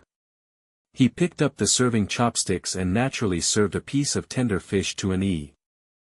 "Try this cooked to perfection." Chapter 13, Day 13 in a long Outyan novel. Yi looked at the extra fish fillet on his plate. "Isn't this service a little over the top? Are you a spy from Hadaleo or something? Damn, I'm falling into temptation." He thanked him and went on. "Standardization is definitely a big problem. Right now, the smart home industry is full of different factions with incompatible protocols. To get industry standards implemented, you need a lot of influence and buy-in from the industry. That's exactly why we're working together," Xiao Xiuya said firmly. "With the scale and influence of ANS Group and Yuanshan Group, it's not impossible to lead the formation of an open smart living alliance and drive unified standards. When the pie's bigger, everyone gets a piece. Just then, the commotion in his ears started up right on cue. And frowned slightly. What is Du Guyuan up to again? Is he getting all cozy with Xia Yuyu again? Remembering the comments that kept popping up all week, An's face almost went green. He really didn't want to hear about how lovey-dovey they were. He didn't want to hear their overbearing Dragon King and sweet white flower shtick. Comments. Comments. Turn off. My ears. My ears. Luckily, the comments section wasn't what Head imagined. Holy crap. This business negotiations vibe is off. Where's the supposedly brain-dead villain? Did the author get possessed? This negotiation is actually written like a real person. Wow. Chairman N is not only a normal person, but actually has a brain. Is this a good thing? Doesn't it just make the male lead look like a total idiot? Just last paragraph, Du Guyuan was still having a tantrum, swearing to get back at Chairman N. Is Chairman N going to compete with the male lead for Chang Tongxin? Their meeting scene was written so ambiguously. I don't think so. I feel the description between Xiao Xiuya and Chairman N is more ambiguous. What's with Xiao Xiuya looked at An tenderly, his heart stirred for him, and An looked at the handsome man before him, his cheeks slightly flushed. This bromance is practically spilling off the screen. What? Are they queer-baiting? Damn. Feeding me crap. I'm out. While discussing cost optimization for edge computing node deployment with Xiao Xiuya, An was half listening to the comments in his ears, and couldn't help twitching the corner of his mouth again. An looked at the handsome man, his cheeks a little red. Defamation. The author is defaming me. An got hard. His fists got hard. But, the plot's not just focused on Du Guyuan. He subconsciously glanced at Xiao Xiuya, who was talking passionately with bright eyes. Well, setting aside that inappropriate thought, this guy is indeed a great business partner. Before they knew it, time had slipped away. The dishes on the table were mostly polished off, and the bottle of Riesling was almost empty. Xiao Xiuya, still not ready to call it a night, asked the waiter to bring a pot of premium BLuecun tea. The refined tea aroma filled the air, diluting the alcohol and making the atmosphere even more relaxed. Xiao Xiuya looked at An's face in the soft light, his heart fluttering. He set down his teacup, his voice a little deeper and softer than before. Chairman N, I really enjoyed today. Discussing things with you always sparks new ideas, and it feels, time just flies. His gaze was focused and gentle, and that 90% crush quietly surfaced again. An picked up his teacup, using the curling steam as a screen. President Xiao, you're too modest. Many of your ideas have really inspired me. Just call me Xiuya, Xiao Xiuya suddenly said, a hint of barely perceptible expectation in his eyes. We're friends now, aren't we? Calling each other President Xiao and Chairman N all the time is too formal. An He looked into Xiao Zuya's sincere eyes, the words of refusal lingering on his lips, but in the end he nodded, okay, Xiuya. Xiao Zuya's eyes instantly lit up like they were filled with stars, his smile so bright it was blinding. An He said it so naturally, like he'd practiced it 1,000 times in his head. It's getting late, An said, glancing at his watch, a good time to wrap up. I have an early meeting tomorrow. I'll drive you back. Xiao Xiuya immediately stood up, moving like he was afraid An would run away. It's on my way. An okay, thanks for going out of your way. The two walked out of the private dining room. The cool night breeze brushed their faces, clearing some of the tension from the room. Xiao Zuya's car was parked nearby. He personally opened the door for An, gallantly holding his hand above the door frame. An all right. This service, really is thorough. The car cruised smoothly through the night traffic. The driver was steady, and gentle piano music filled the cabin. He reached up to raise the partition, then occasionally brought up light topics to chat about the city's night lights, some interesting industry gossip. His tone was relaxed and natural, perfectly balanced, neither letting the atmosphere go awkward nor being too eager. Annie leaned back in the comfortable leather seat, listening to the music and watching the dazzling nightscape outside the window, feeling the tension of the day slowly melt away. Setting aside that complex pie chart, spending time with Xiao Xiuya was indeed quite pleasant. The car soon arrived at the apartment parking lot. "We're here," the driver said as he stopped the car. Xiao Xiuya and Annie entered the elevator together and each pressed their floor button. When the elevator arrived, Xiao Xiuya turned sideways to look at Annie. His eyes appearing especially deep under the elevator's ceiling light. "Good night, Annie. Tonight was very enjoyable." His voice was low and smooth, carrying a hint of barely perceptible tenderness. "Good night, Xiuya," Annie said with a wave and a sincere smile. "I really enjoyed tonight's dinner and discussion too." He paused for a moment, then added, "As for the specific framework of our cooperation, I'll have Li Xian put together a preliminary proposal and send it to you as soon as possible." "Okay, I look forward to it." Xiao Zuya's smile deepened. He watched the elevator doors close until Annie was out of sight, then slowly turned and walked away. Annie let out a long breath. Today had been a lot to take in. The business blueprint was exciting, but Xiao Zuya's increasingly undisguised gaze, tch. He pulled out his phone. The screen lit up to reveal a new message from Xiao Zuya's personal account. "I hope you enjoyed the meal tonight. Looking forward to next time." Annie looked at that message, his finger hovering over the screen for a few seconds before he finally replied, "Looking forward to next time too."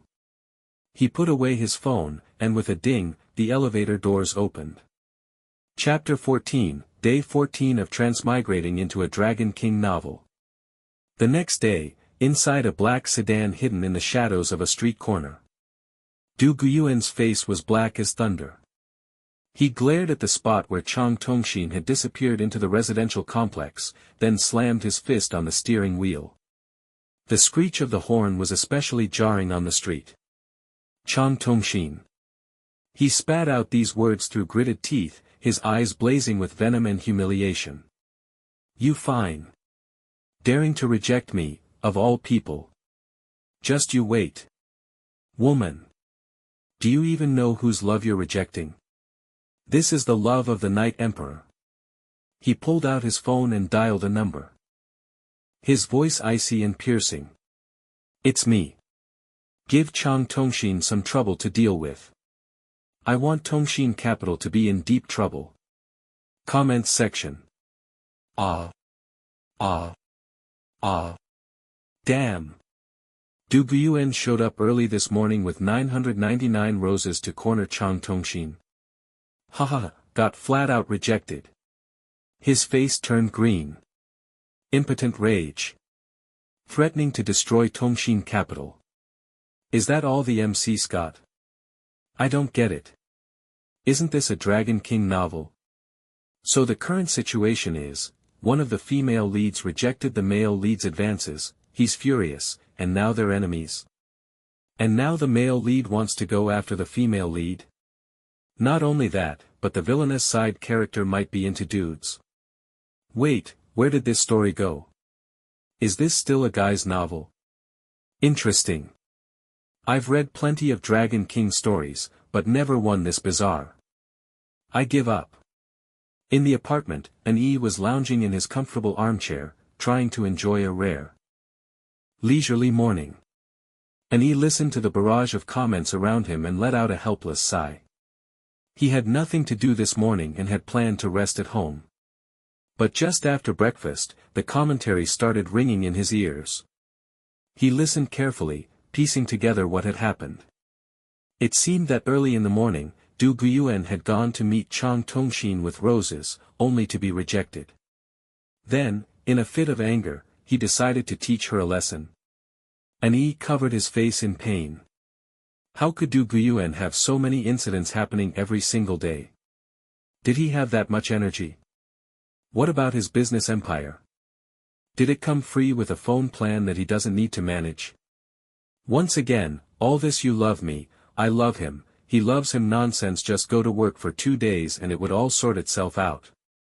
He held a piece of fruit, bit into it expressionlessly, and crunched loudly. And then picked up his phone. Using the family's connections, he had applied for several anonymous SIM cards. Choosing one, his fingers flew across the screen as he edited a concise but information-packed warning text for Chang Tongshin. Du Guyuan plans to target Tongshin capital. Method unknown. Prepare immediately. Chang Tongshin had just rejected Du Guyuan's ridiculous advance, and the memory of his slimy, self-important eyes still made her stomach churn.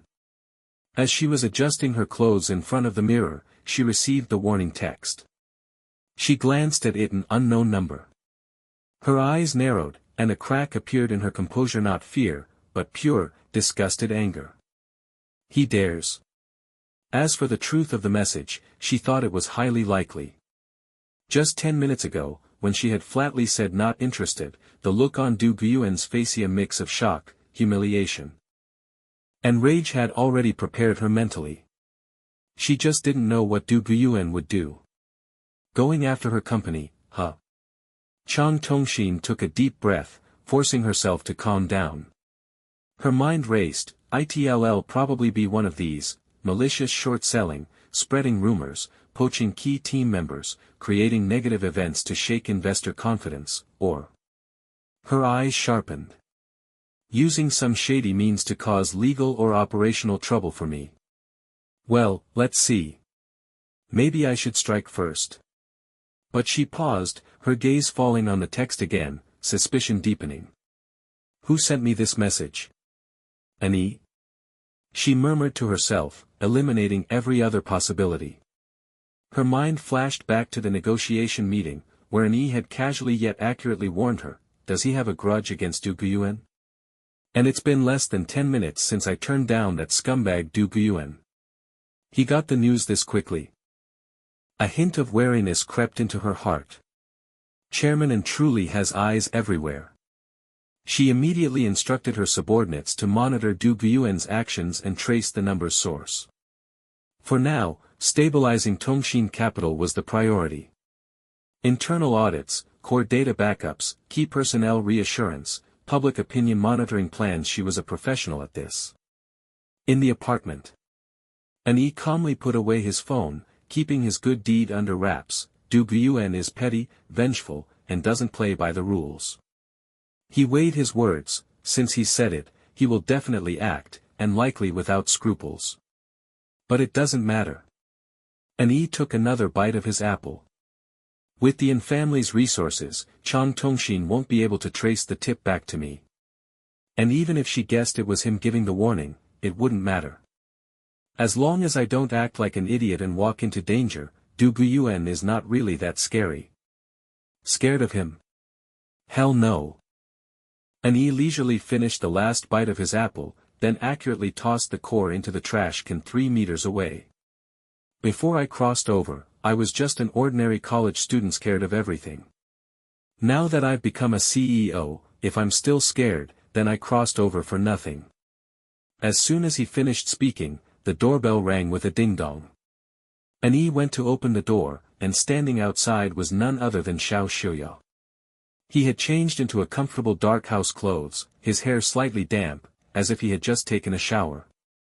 In his hand, he held a covered stew pot, with wisps of steam rising from the gaps. Xiao Xiuya wore a warm smile that could melt ice and snow. Good morning, Annie. I hope I'm not disturbing your rest. His tone was as natural as if dropping by were a daily routine. I stewed some calming soup this morning. I figured you've been working hard lately. As he spoke, he walked in as if it were the most natural thing in the world. Come. Have a taste. My soup is unbeatable. He walked straight to an ease dining table, carefully set down the stew pot, moving as naturally as if he were in his own home. Annie? What is this? Barging in and making himself at home? And his hair was still slightly damp, a few unruly strands falling over his smooth forehead, with droplets of water rolling down his cheeks, over his Adam's apple, and into his collar. And the top 2 buttons of his collar were undone.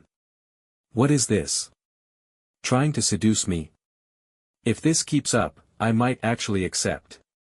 Chapter 15, the 15th day of transmigrating into Long Outyan. An watched as Xiao Xiuya casually placed the pot of soup, emitting a mouth-watering aroma, onto his dining table, then walked into the kitchen like he owned the place to fetch bowls and spoons, still dazed, like who am I? Where am I? Xiuya, An tried to take back control, it's too much trouble, really. You don't have to. Xiao Xiuya had already returned with 2 delicate bone china bowls and spoons. At this, he looked up with clear, innocent eyes, no trouble at all. I just made too much, and I can't finish it alone. Besides. As he gracefully lifted the lid, releasing a mouth-watering aroma, he looked at An with sincere, expectant eyes. I figured you've been working hard lately, so I added some calming herbs to the soup. It's just right. An was speechless. Everyone works hard. He almost refused, but hesitated. Looking at the clear bowl packed with good ingredients and Xiao Zuya's sparkling eyes that seemed to plead, go on, try it, and he found himself sitting down before he knew it. The soup entered his mouth warm, savory, and fresh, with a faint sweetness from the herbs. It slid down his throat, a wave of warmth spreading through his whole body. It was indeed, very good. How is it? Xiao Xiuya sat across from him. Hands clasped on the table like a primary school student awaiting the teacher's evaluation, his focused gaze made An a bit uneasy. It's very good. An told the truth and took another sip. Xiuya, with skills like these, it's a shame you don't open a private restaurant. He joked. Xiao Zuya's eyes crinkled at the corners, his smile dazzling. I'm glad you like it. If you ever want more, just tell me anytime. His tone was so natural, like making soup for An was his sacred duty. An nearly choked on the soup. Anytime. Really? You better not be messing with me. A neighborly care breakfast ended in an atmosphere that was both warm and weirdly ambiguous. Xiao Xiuya helpfully cleared and washed the dishes, his movements so practiced, like he was at home. Before leaving, he added, An remember to rest even when work is busy. I have some calming aromatherapy at my place, it works well. An stood at the door, watching Xiao Zuya's tall figure disappear into the elevator. Touching his slightly warm ears, his mind was all over the place. This guy, he's coming on too strong, isn't he? Soup delivery, aromatherapy offerings, coming into the house. What's next? Warming my bed. Damn it, I'm actually a little excited just thinking about it. The next few days seemed calm and uneventful. The mood in the penthouse of a top luxury hotel was dark. Du Guyuan, wearing a velvet robe with his collar wide open, swirled a glass of red wine and roared into his phone. Useless. How hard is it to dig up some dirt on Tongshin capital? Taxes. Fire safety. Labor disputes. Even if their receptionist is rude anything. What? You checked and everything's compliant? Bullshit. No company is that clean. Keep digging. Dig to China if you have to. And I don't care how, but in 3 days I want at least 3 resignations from their core team. You think I'm short on cash? Offer them 10 times. 20 times their salary. He lowered his voice, dripping with malice. Also, find me some clean guys to drop by their office and cause a little accident, like a server room flood. Data center fire. You catch my drift? He hung up, downed a gulp of wine, his eyes dark and menacing. Chang Tongshin. Bitch. Dare to reject me? Just wait. You have no idea what happens when you cross the Dark Emperor. He walked to the huge floor-to-ceiling window, overlooking the city lights, lost in his fantasy of pulling the strings, a sinister smile curling his lips. Behind him, on the massive bed, Xia Yuyu lay with her clothes half undone, her carefully styled curls slightly messy, her innocent face twisted in barely suppressed rage. She gritted her teeth, seething inside. These past few days, she had been listening to Du Guyuan mutter the name Chang Tongxin, and she pieced together what was going on. She searched online. The name likely referred to the CEO of Tongxin Capital. No kidding. If she were as rich as Chang Tongxin, she wouldn't bother with this fool Du Guyuan either. Not only would she reject him, she wouldn't even look at him. She'd have security throw him out on his ass. What's in his head besides a boner and a pathetic revenge fantasy? She had known from the start that there was no real feelings between her and Du Guyuan, but plotting how to subdue another woman right in front of her, his official girlfriend, wasn't that like spitting in her face? Most importantly, after playing along with him for so long, it was about time he put his money where his mouth was. Had been drawing blank checks left and right, but not a single cent had materialized. Did he really think she was some naive, innocent, loving little white flower who didn't care about fame or fortune? With eyes that blind, how is Du Guyuan still alive? Thinking this, Xia Yuyu barely suppressed her displeasure. When she looked up again, her face had already shifted into a perfectly timed expression of feigned innocence and concern. Barefoot, like a delicate kitten, she soundlessly walked to the floor-to-ceiling window, extending her slender, fair arm to gently hook Du Guyuan's, even rubbing her soft body against his arm in a dependent manner. "Brother Yuan." Her voice was soft and sticky, with a hint of timid concern. Is the company in some trouble?" She tilted her face up, her eyes moist like a startled fawn. At the same time, one small, pale hand gently stroked Du Guyuan's open chest, her fingertips cool to the touch. "Don't be angry, okay," she pouted, her tone coquettish and innocent. "Getting angry is the worst for your health. You will feel heartbroken." She stood on tiptoe, leaning close to Du Guyuan's ear, her breath like orchid, speaking with a tone full of worship and certainty. "Besides, Brother Yuan is the most capable person in the world. There's nothing you can't do. Yu believes that you can solve all problems easily." Chapter 16, the 16th day of transmigrating into the Dragon Tyrant. Chang Tongxin's efficiency was astonishing. Within just a few days of receiving the early warning text, Tongxin Capital kicked into high gear like a finely tuned war machine. Internal audits were flawless, the core team remained rock-solid after receiving sincere retention packages and clear career advancement paths. The public opinion monitoring team worked around the clock in shifts, monitoring the internet like radar for any signs of trouble. At the same time, Chang Tongxin's counterattack quietly began. She didn't target Du Guyuan directly, that would have been too obvious. Instead, leveraging her vast network of connections and her sharp instincts, she started discreetly investigating Du Guyuan's shady businesses and their funding sources. She even accidentally let a few well-informed investors in the industry stumble upon the rumors that Du Guyuan was trying to short Tongxin Capital, setting up defensive lines in the capital market in advance. That afternoon, An happened to be having coffee with Xiao Shuya. When Chang Tongxin, who was passing by, saw them, she hesitated for a moment before deciding to have her driver pull over. "Chairman and CEO Xiao, what a coincidence running into you two here.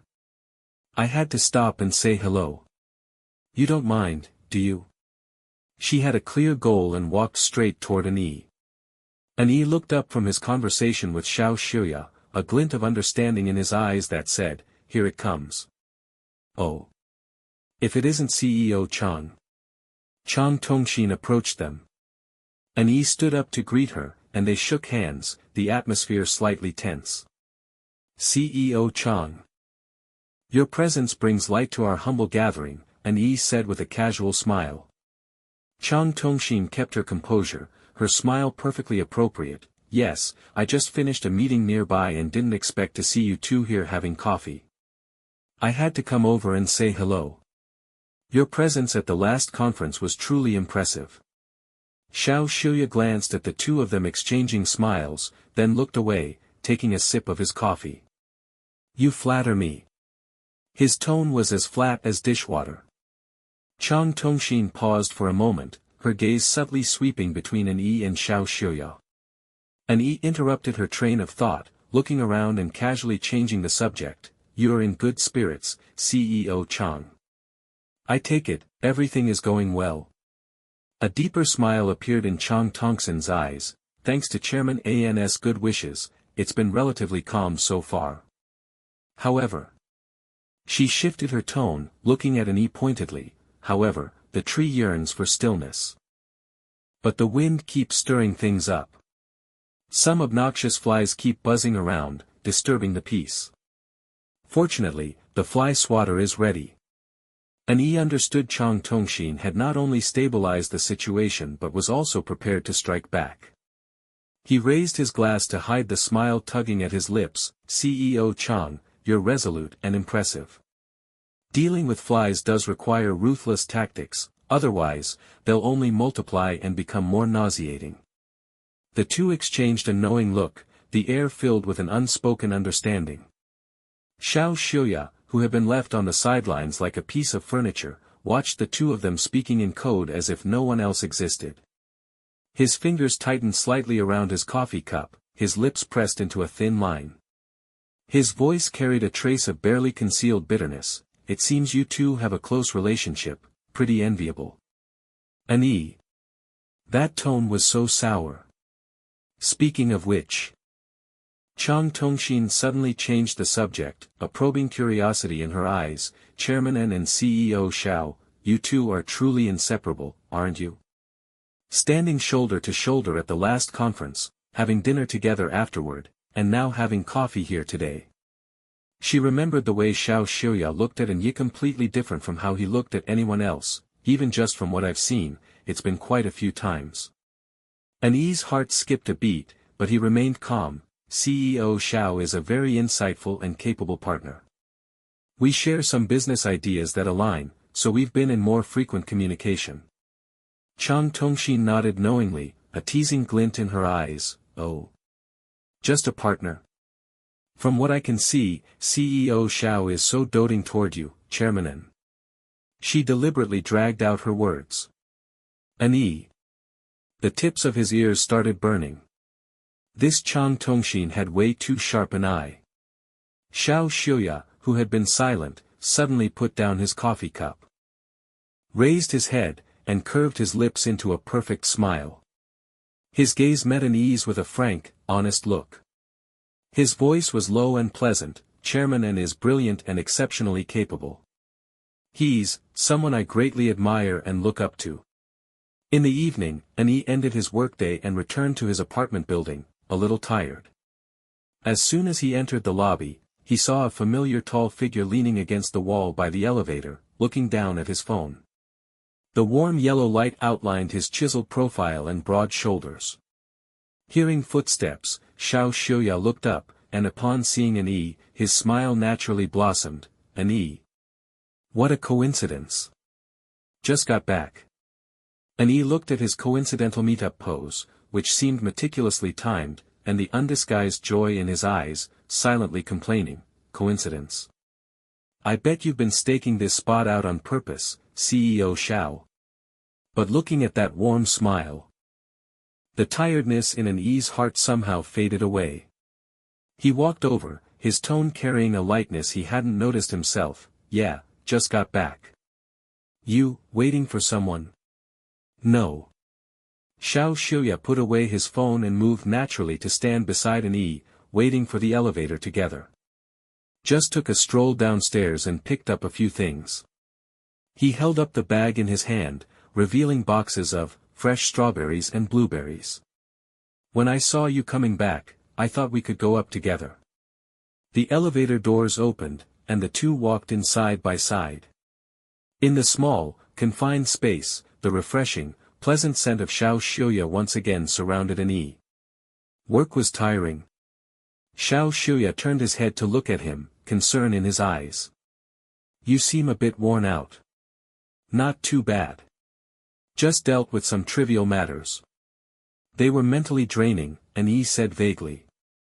Xiao Xiuya didn't press further but said gently, no matter how busy you are. You need to take care of yourself. I bought some fruit, it's very fresh. I'll bring some up to you later. To replenish your vitamins. His tone was as natural as discussing the weather. Annie looked into his eyes, full of sincere care, and gave a resigned nod. All right, thank you. The elevator reached Xiaozuya's floor. With a ding, the doors opened. Goodbye, Annie. Xiaozuya's voice was low and soft, tinged with a hint of lingering tenderness. Get some good rest. He stepped out of the elevator but didn't leave immediately. Instead, he stood outside the doors, gently watching Annie inside. Goodbye, Xiaoya. Annie said from inside the elevator. As the elevator doors slowly closed, with Xiaozuya's warm gaze still on him, Annie's heart seemed to skip a beat. Chapter 17, the 17th day of transmigrating into the Dragon Overlord. A few minutes later, the doorbell rang as expected. Annie opened the door and found Xiaozuya standing outside. Holding a beautiful glass bowl filled with washed strawberries and blueberries, sparkling clean and fresh, with even the stems carefully removed. Here, fresh fruit to replenish your energy. Xiaozuya handed him the bowl, his eyes so tender they could drown you. Annie reached out to take the cool glass bowl. Just as his fingertips were about to touch the bowl, Xiaozuya's fingers seemed to accidentally move forward. Annie's fingertips brushed against Xiaozuya's warm fingers, as if a tiny electric current shot through him. He looked up, meeting Xiaozuya's deep, smiling eyes. The air between them seemed to stand still at that moment. Annie closed the door, leaning against the cool door panel, holding the bowl of vibrant fruit in his hands. His fingertips still seemed to retain the warmth of that fleeting touch. He could still see the unmistakable, overflowing tenderness in Xiaozuya's eyes. He picked up a plump strawberry and took a bite. The sweet juice burst in his mouth, with a hint of sourness, mirroring his current complicated feelings. Xiaozuya. This guy really knows how to play the game. He sighed, resigned, and picked up another blueberry. Forget it. Let things take their course. He walked to the floor-to-ceiling window, looking out at the dazzling night view of the city. His phone screen lit up with a new message from Xiaozuya. Do you like the fruit? Hope it makes you feel better. Annie stared at that emoji for a few seconds, his fingers twitched, and finally replied, very sweet, thank you. Good night. This time, he hesitated for a moment, then added a small moon emoji at the end. Sent. Annie felt the back of his ears burning again. He raised his hand to cover his face. Oh no, oh no, oh no. Annie. Snap out of it. Why did you add a moon emoji? Isn't that basically telling him he got to you? That fox Xiaozuya must be grinning smugly downstairs. Just as he was screaming internally, his phone vibrated stubbornly again. Annie struggled to pull out his phone and held his breath as he opened it. It wasn't Xiaozuya. It was a voice message from that idiot Huang Chan, background noise chaotic like he was at a nightclub. Come out and party. Your bro found a killer spot. Hurry up. Sending you the address. Followed by a bar location pin. Annie. What perfect timing, like a pillow when you're sleepy, no noise when you're annoyed. He was in no mood for some killer spot. He typed back quickly, not going. Tired. Cultivating immortality at home. Within 2 seconds, Huang Chan called, voice deafening, damn. Cultivating immortality. Come on, come on, come on. Shut up. Annie snapped back. I'm really not going. Keep it up and I'll block you. With that, he hung up, put his phone on silent. And tossed it onto the sofa. Peace at last. Downstairs. Xiaozuya stared at that tiny moon on the screen, feeling his fingertips grow hot. He reached up and touched his own red earlobe, his smile deepening. Thinking back to his recent move, she should be playing it cool, not looking too flustered. All those late-night scheming paid off. Chang Tongxin's counterattack was like a precision surgery, calm, accurate, lethal. She didn't swing a big stick directly at Du Guyuan, but targeted the vast yet fragile foundation, those shady gray industries and tangled funding sources. A month later, a well-documented, evidence-rich anonymous report landed, as if guided, in the inboxes of several key regulatory bodies. It pointed directly at several shell companies under Du Guyuan acting as white gloves involved in money laundering, illegal fundraising, and funneling benefits to sensitive projects. Almost simultaneously, several well-connected, sharp financial media outlets received inside info about Du Guyuan's strained capital chain and major compliance risks in some projects. Though worded cautiously, given Du Guyuan's status as the second son of the Du family, it was enough to stir up a storm in the capital world. Du Guyuan was losing his mind. Several key accounts under his name were frozen and under investigation. Several major projects relying on gray funds came to a grinding halt. Worse still, investors who had been all smiles suddenly turned evasivino calls, no replies. Capital's nature is to seek profit and avoid harm. At the first whiff of blood, it runs faster than a rabbit. The capital market senses were razor-sharp. Tongxin Capital's previous defensive line, plus these coincidental negative rumors, sent Du Guyuan's credit rating tottering. What plunged him into an abyss was Du Guyuan's gaze, cold as ice, like looking at a pile of unrecyclable trash. Du family resources? Forget it. He'd be lucky if they didn't clean house. Useless. A pack of useless idiots. Du Guyuan raged in his luxury suite, smashing expensive antique vases, shattering them across the floor. He screamed into the phone, "Figure out who did this, and do it now. I want them dead." His eyes were bloodshot, like a trapped beast. His first thought was Chang Tongxin. But then he laughed at the absurdity of the idea. Although he was going after her, how could she know? And besides, a mere woman, what could she do? Then his eyes narrowed. It had to be an E. Who else had the power and motive? An E. It must be you, that haunting bastard. He gritted his teeth, hatred burning. He must be jealous that I won that piece of land south of the city. That's why he left me hanging earlier, afraid of my revenge. But his investigators brought back news that made his heart drop, and E was calm and quiet. He even seemed to be getting close to that new President Xiao. They were seen together constantly, even photographed having dinner multiple times, and the atmosphere looked cozy. Even more absurd, rumors of a scandal between them started circulating online. The headline blared, "Two Titans or Perfect Pair. Intimate bond between ANS helmsman and Yuanshan Group's new elite. Two men. A scandal? How is that possible?" Du Guyuan felt his intelligence insulted, but then a worse thought hit him: they must have teamed up. Xiao Xiuya. He knew that name, the sharp new leader of Yuanshan Group. They joined forces. ANS Group plus Yuanshan, a force he couldn't handle right now. Panic and rage mixed, nearly driving him insane. He grabbed his phone and dialed another encrypted number. A hoarse, wild voice: "Move the plan up. Take down that guy.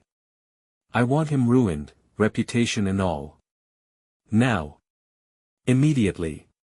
Chapter 18, the 18th day of transmigrating into the Dragon King story. In the study. An E was reading a book. By the time the comment sounds echoed in his ears, he could keep a completely straight face now, not even a twitch of his eyebrows. He just wondered what trouble Du Guyuan was stirring up again. He tuned in with half his mind, listening to the real-time complaints from the comments. Is Du Guyuan really the male lead? Or just some buffoon? Done. I came for a Dragon King novel. Chang Tongxin's a beast. But why is he going after Chairmanen? He hasn't appeared for many chapters, right? Suddenly popping up. So he's just the fall guy. TCH. Isn't this just how this kind of story goes? Kill the dudes, collect the girls. I bet an E will be ruined, go bankrupt, die, and Chang Tongshin will join the harem. Simple as that. Especially since an E is a heretic who plays for the other team in a gay-centric novel. It's an insult to us straight men. Burn the heretic. Author, get a grip. Why did the author write this character? Doesn't he know gay-centric novels are our heaven? Exactly. Queers, GTFO. An E. Speechless. Going after me? What now? From the comments, the idiot Du Guyuan hadn't even figured out Chang Tongshin was the mastermind. He just dumped it on me. Was he really making shit up? An E clenched his fists. Rock hard. The next morning, An E walked out of his apartment building with 2 faint dark circles under his eyes. Head stayed up half the night figuring out how to hit back. Just as he reached the entrance, a familiar figure just so happened to show up again. Xiao Xiuya was dressed in casual sportswear today, his hair slightly damp, his cheeks flushed with the healthy glow of post-exercise. Seeing An E, his smile was brighter than the damn sun. An E. Good morning. An E took in his whole fitness odal ho just get back from a run vibe and blinked. Morning. An E mumbled. Xiao Xiuya fell into step beside him like it was nothing. His sharp eyes fell on An E's face, and his brows immediately knitted with concern. You look beat. Rough night? A bit. An E dodged the question. What's wrong? Xiao Xiuya frowned. You've even got bags under your eyes. He paused, then added, something going on. If you want, spill it. Well, figure it out. An E yawned and cracked a smile. It's nothing, really. Seeing Xiao Zuya's eyes, full of pure worry, like 2 warm springs, the thought of brushing him off just disappeared. Well, thank you. An E finally gave in to Xiao Xiuya. He smiled helplessly, with a kind of screw-it honesty. You really want to help me? Xiao Xiuya nodded seriously, yes. This time, An E was unusually calm, even though those damn, traitorous ears were starting to burn again. He raised an eyebrow. With a hint of teasing and probing, Xiao, you don't even know what kind of trouble it is, and you're already promising help. Not afraid it's a total shitshow? Xiao Xiuya looked at his reddening ears, and the warmth in his eyes deepened, like honey dripping, no matter what it is. His voice was soft, if it's about you. Du Guyuan's revenge came fast and dirty, just like he expected. He didn't have the balls to go head-to-head with the In group and Yuanshan group. Instead, he chose the sleaziest way possible, stirring up a shitstorm online. First, a bunch of dirt suddenly popped up online targeting a high-end residential project under the In group. In group cutting corners. Homeowners crying about leaky, cracked walls. Attached, several blurry photos of cracks. The dirty truth. In group forced an old man out and he died. All vague. Some insider post full of supposedly, maybe, I heard. But it got the haters riled up against the rich. An E's scandalous private life. Seen coming and going with a mysterious man, maybe he's a sugar daddy.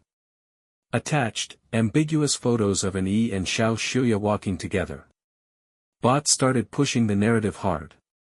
Topics like In group scandal and An E out of business circle briefly hit the trending list. Li Xian stood in front of the desk, reporting, Chairman, and, as you predicted, the public opinion tracking shows that negative posts about the company and you personally blew up at 7:32 this morning. The traffic spike was unnatural, clearly bot-driven. He pushed up his glasses. Currently, the topic popularity is inflated, but actual discussion is low. The overall narrative is under control. PR is on standby, and we've triggered the contingency plan. An E was pissed at first, but he calmed down fast. He rubbed his forehead and told Li Xian to just shut it down, no debating. Just kill the trending topics. Everything else goes according to plan. Li Xian, yes. An E tapped his fingers on the desk and added. Go sync up with President Xiao. He's found stuff. Right away, Chairman N. Li Xian nodded, his expression solemn. I'll excuse myself now. And he looked at his expression and couldn't help but smile. Alright, go ahead. Oh, and don't be nervous. Once this is handled, I'll double your bonus and give you a week of paid leave. Yes. Thank you, Chairman N. Li Xian's lips twitched almost imperceptibly upward, then he straightened his back and strode out with vigor. Soon, the official account of N Group released a strongly worded cease and desist letter with a bright red official seal, calling out the loudest rumor-mongering accounts and the orchestrators behind them, accompanied by detailed quality inspection reports, project compliance documents, and notarized demolition records from back then. As for his scandal, it didn't take long for people to dig up one of the individuals as Xiao Xiuya from Yuanchen. And Xiao Zuya's response was remarkably consistent. They kept a low profile, no denial, no clarification. When questioned by reporters, Xiao Xiuya merely smiled and replied, Chairman N is a very excellent partner and friend. We share many common interests and get along well. This ambiguous, almost teasing attitude only stoked the gossip flames, and successfully diverted some of the attention away from N Group's negative news. Ani privately joked to Xiao Xiuya, President Xiao, a very excellent partner and friend? Xiao Xiuya blinked innocently. In just stating the facts, Ani. He smiled. When will I get a different title? Ani snorted, laughing. Well, see. Chapter 19, the 19th day of transmigrating into Long Outyan. Meanwhile, Xiao Xiuya mobilized the powerful technical team and public opinion monitoring system of Yuanshan Group to trace the source precisely, locking onto several overseas botnet command nodes and fund flows. The evidence chain directly pointed to an offshore shell company controlled by Du Guiyuan Rainbow Shell Investment Company, Ltd. When the name of this shell company was disclosed, although no one knew it was his, it was enough to make Du Guiyuan's heart race with fear. Du Guiyuan gritted his teeth, so it's you, Ani. You really did team up with Xiao Xiuya. Just you wait, all of you. Seeing that the public opinion situation was well under control, Du Guiyuan let out a venomous smile. You asked for this. 2 days later, at a large commercial complex construction site under the N Group, several accidents occurred in succession. Core materials were swapped with fakes, almost poured into the support columns. Fortunately, the N family's own quality inspection process was extremely strict and caught it at the last check. The core power supply system at the site nearly caught fire from a mysterious short circuit in the middle of the night. They later caught a homeless guy trying to douse the power system. The crew and site manager quickly secured the scene and reported it to the police. They never saw this coming. Normally, they didn't do patrols, but a few days prior, they had received orders from above to ramp up safety drills and night patrols. The crew, already dead tired, were griping like crazy until the pay raise news shut them up. Good thing they beefed up patrols. Otherwise, if a fire had really started, the consequences would have been unimaginable. They'd have been screwed. Just as they thought everything had settled, some new hires suddenly kicked up a fuss at the construction site. They pulled out banners at the entrance, crying about how N Corp is heartless, exploiting wages, and unsafe working conditions. It was a big enough show to turn heads. Crew guy, WTF. Site manager, WTF.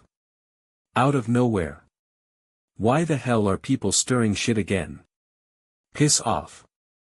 What the hell are you yapping about? Luckily, the higher-ups didn't hold it against them. Ani took personal command at the project site. On one hand, he worked with labor officials to dig into it, track down the low-level gang leader behind the stir.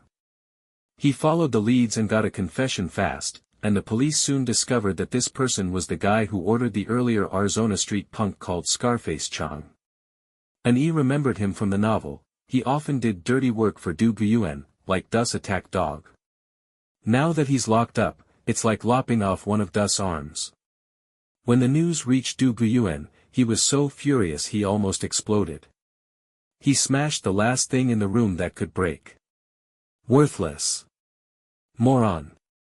He roared at his confidant. Is he gonna snitch on me? Is he? His right-hand man stammered, young master, probably not, sir.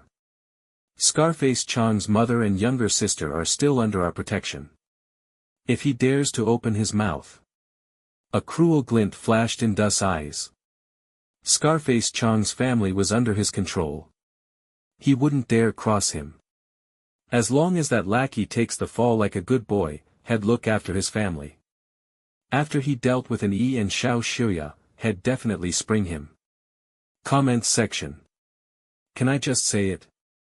Du Guyuan is such a loser. Is Du Guyuan even the MC? Is the author punking us? The author's a flatworm, can't lie. Has the MC actually pulled off anything since the story began? Isn't he always getting owned? When reading a Dragon King novel, you expect face slapping. There is face slapping, yeah, it's just all the slaps are landing on Dus' face. I'm convinced. So this is the face slapping. The author has a twisted understanding. Why is the author letting a gay guy beat the male lead?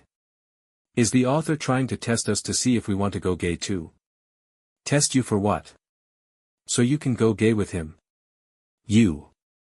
An E twitched the corner of his mouth. The comments were still so precious. Without them, would crack him up. Seeing that the first two waves of attacks had little effect and had instead exposed himself, Du Guyuan became even more frantic.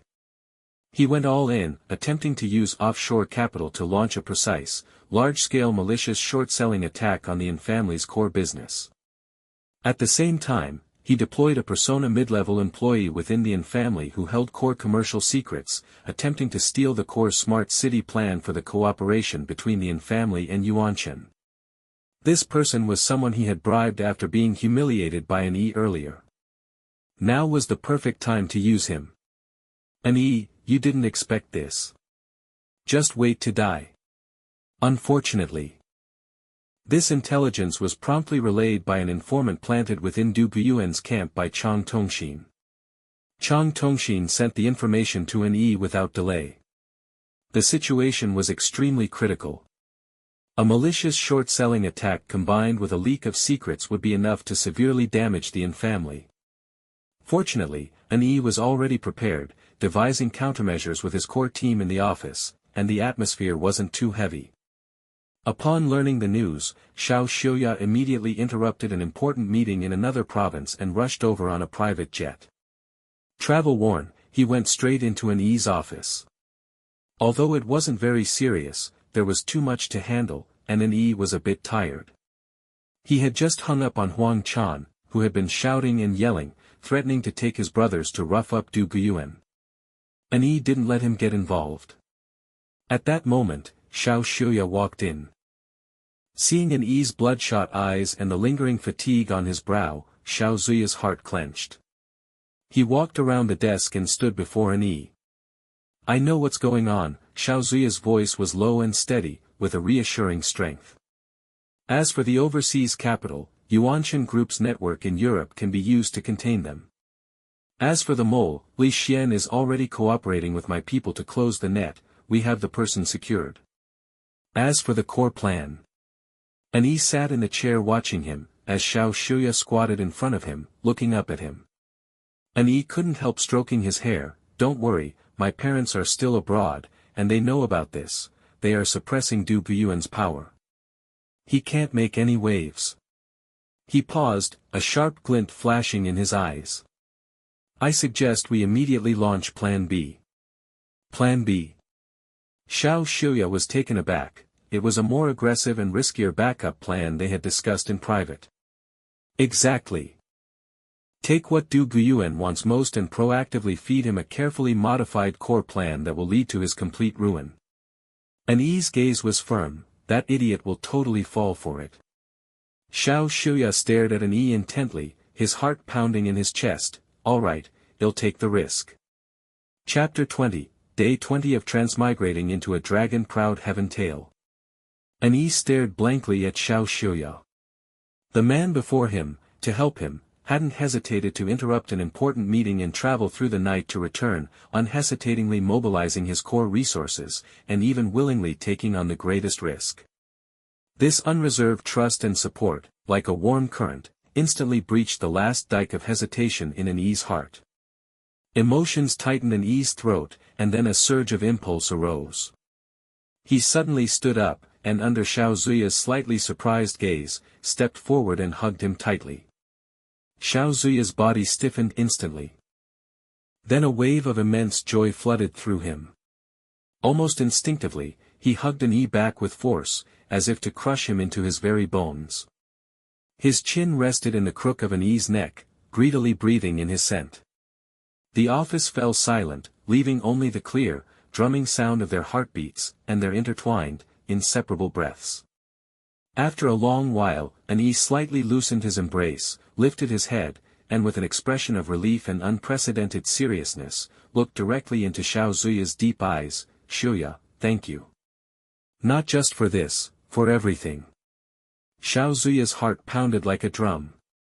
He carefully caressed An's cheek, his thumb gently tracing the dark circles under his eyes, his voice filled with barely contained excitement and tenderness. "An, you know, I never did any of this to hear you say thank you."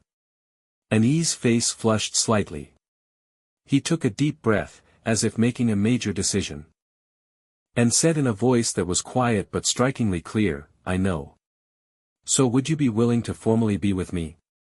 Not as a partner, but as a lover." After saying this, he nervously bit his lip, his ears flushing bright red. An explosion of joy went off in Xiao Zuya's mind like fireworks. A brilliant light burst from his eyes. At a loss, he thought for a moment, then without hesitation, he lowered his head and pressed a solemn, burning kiss to An's forehead. "Willing. An, am willing. This is my dream come true. An. So soon. A kiss already? Damn, then he can't lose." Plucking up his courage, he cupped Xiao Zuya's face and, as Xiao Xiuya watched in stunned surprise, kissed him heavily on the lips. Even the sudden chatter of comments around them couldn't disturb them.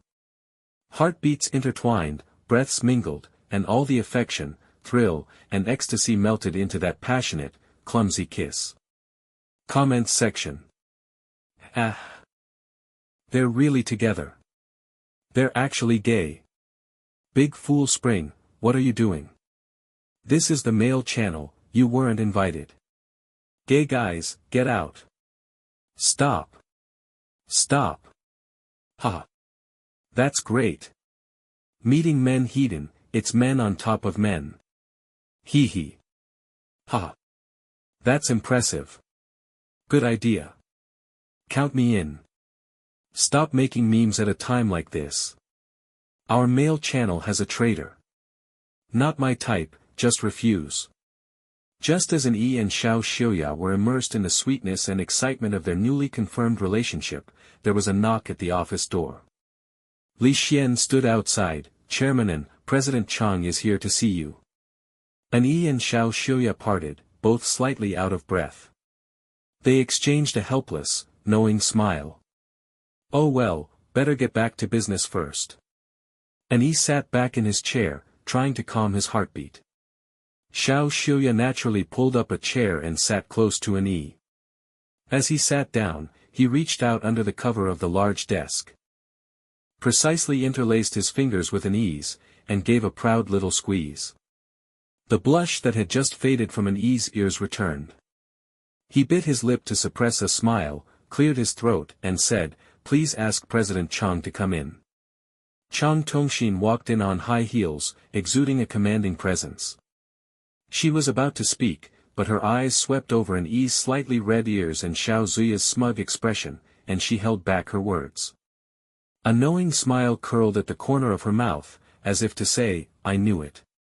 "Congratulations to you too," Chang Tongxin said teasingly, her eyes sincere. "It seems I came at the right time."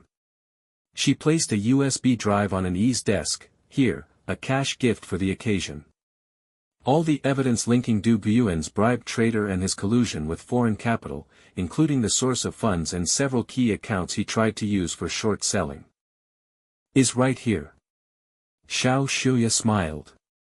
He and An Yi had already obtained the same information.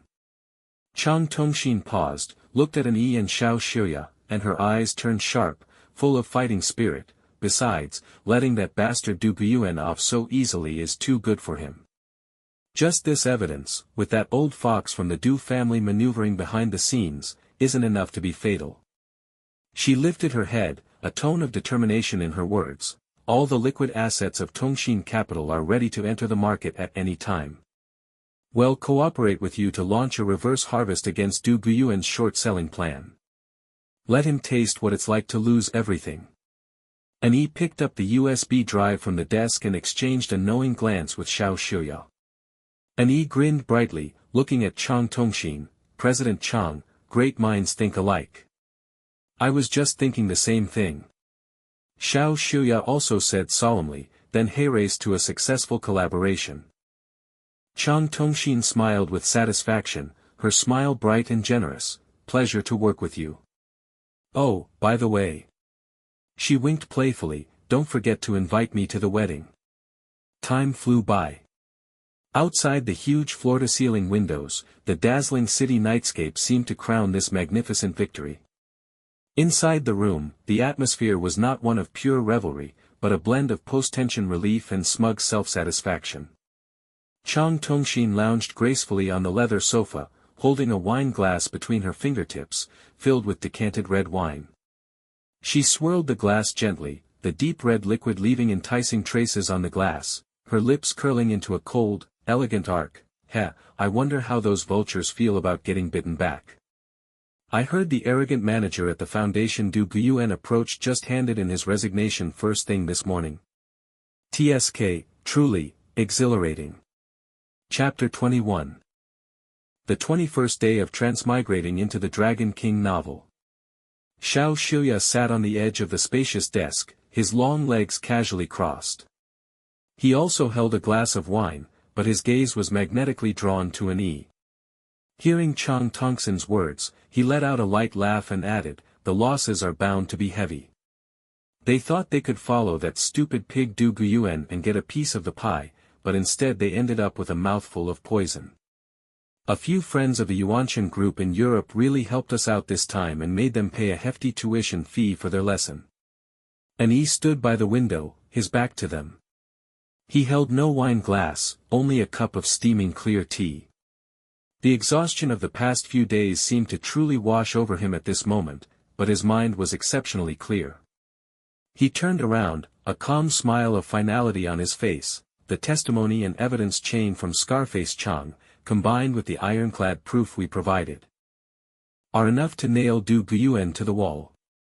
His shady funding sources, illegal transaction records, paid sabotage, one by one, they're enough to let him spend his golden years in prison. The best part was our gift. An Yi chuckled. Du Guyuan actually treated that poison core plan like gold. I heard he mortgaged everything he could and even took out high-interest loans from loan sharks, and dumped all of it into that project that was always going to be a black hole for money. I heard that the project went belly up the second it launched, leaving a financial crater that could swallow a whole aircraft carrier. Bankrupt? More like he couldn't pay it off in 100 lifetimes. Xiao Shuya set his wine glass on the table and added in a calm tone, the Du family was planning to spring him out, but unfortunately the news about that South Side development was just a rumor, and on top of that, the industrial pollution made that land a total albatross around their necks. Now they're like clay idols crossing a river they can barely save their own skins.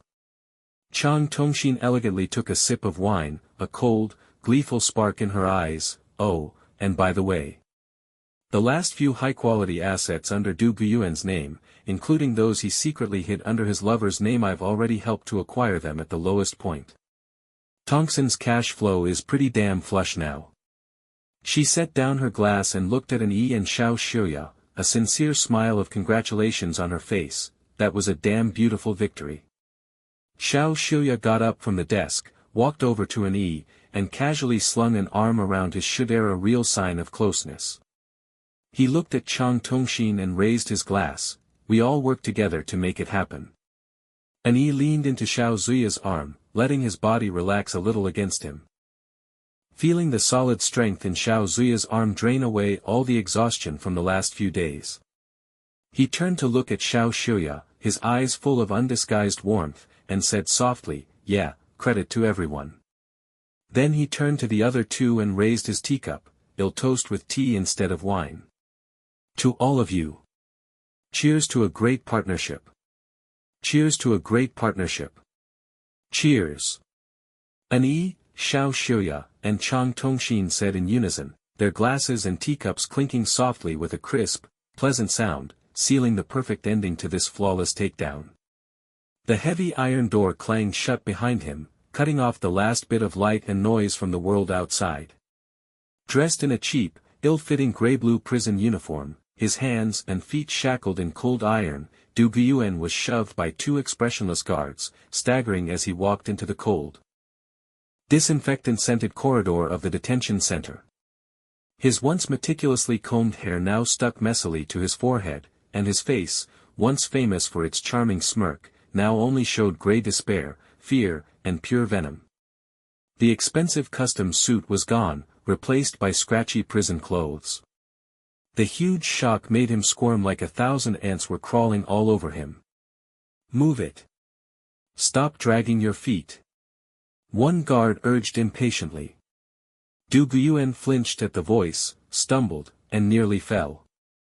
He turned his head sharply, his bloodshot eyes glaring at the guard with the last traces of his old Dark Emperor ferocity, and snarled, "Do you have any idea who I am? Im Du Guyuan. Im a Du. How dare you treat me this way? When I get out of here. Shut your mouth." The other guard barked, cutting him off. "Du Guyuan. Never heard of you. In here, you're just a number." The guard's voice was cold and merciless. Like a bucket of ice water on his last pathetic fantasy. They shoved him into a cramped, moldy-smelling holding cell. The iron door closed again, and the tiny space was filled with nothing but his ragged breathing and the scrape of his chains. "No. Impossible, this can't be happening." Du Guyuan leaned against the cold wall and slid down until he collapsed on the icy concrete floor. He grabbed his head, digging his fingers into his hair, and let out a hoarse, animal roar, "An Xiao Xuya, you bastards! You plotted against me. I'll make you pay." He pounded the floor like a madman, his handcuffs clanging against the concrete, blood seeping from his knuckles. But he felt nothing, only bottomless hatred and soul-crushing despair. He thought about the core project he had poured everything into, which had collapsed in an instant, wiping him out. He thought about the way An and the others had taken him out in the capital market, crushing any hope of recovery. He thought about the devastating investigation results from the regulators, stripping him bare in front of everyone, and he thought about the traitor head trusted as a last hope, crying and ratting him out in front of ironclad evidence. Traitors. Useless pieces of shit. He screamed, spittle flying. Now, stuck in this cell, fear coiled around his heart like a cold, slimy snake, choking the air out of him. What awaited him was a long stretch in prison, his family's scorn, and total ruin. Dark Emperor. What a joke. He was nothing. Listening to the chaotic chatter around him, An's smile got even bigger. Wait. Wait. Wait. What's going on? The male lead is bankrupt and arrested? Is the author crazy? So this is supposed to be a Dragon King novel? The author is a fucking moron. They're just baiting and switching us, right? Why does the female lead team up with the male supporting characters to take down the male lead? And they actually pulled it off. And those are two gay male supporting characters. What is this, a gay coup on a male power fantasy? Why was the little white flower Xia Yuyu's first reaction to take the money and run? And she actually succeeded. She went to another city to open a trendy bubble tea shop. Didn't even bother with Du Guyuan. She even laughed when they took Du Guyuan away. Truly a loner, huh? Stupid male-led. Stupid author. Chapter 22, the 22nd day of transmigrating into the Dragon King end. The morning sunlight, like freshly opened orange soda, was bright and fizzy. The sunlight, filtering through the sheer curtains, gently spilled into the bedroom of An-Yi's apartment, pouring a soft golden glow. The air was filled with the scent of incense. An-Yi had already changed into the shirt and trousers that Xiao Xiuya had ironed for him, and was adjusting his cuffs in front of the full-length mirror. Xiao Xiuya walked over with 2 cups of coffee and handed one to An-Yi.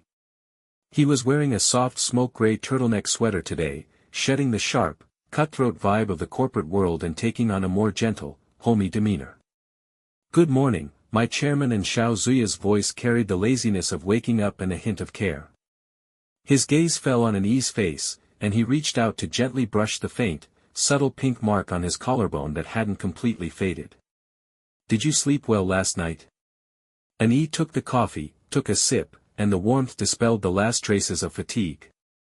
He turned around and gave Xiao Xiuya a look that said, "Don't you know the answer yourself?" Before saying lazily, "What do you think?" "Seriously?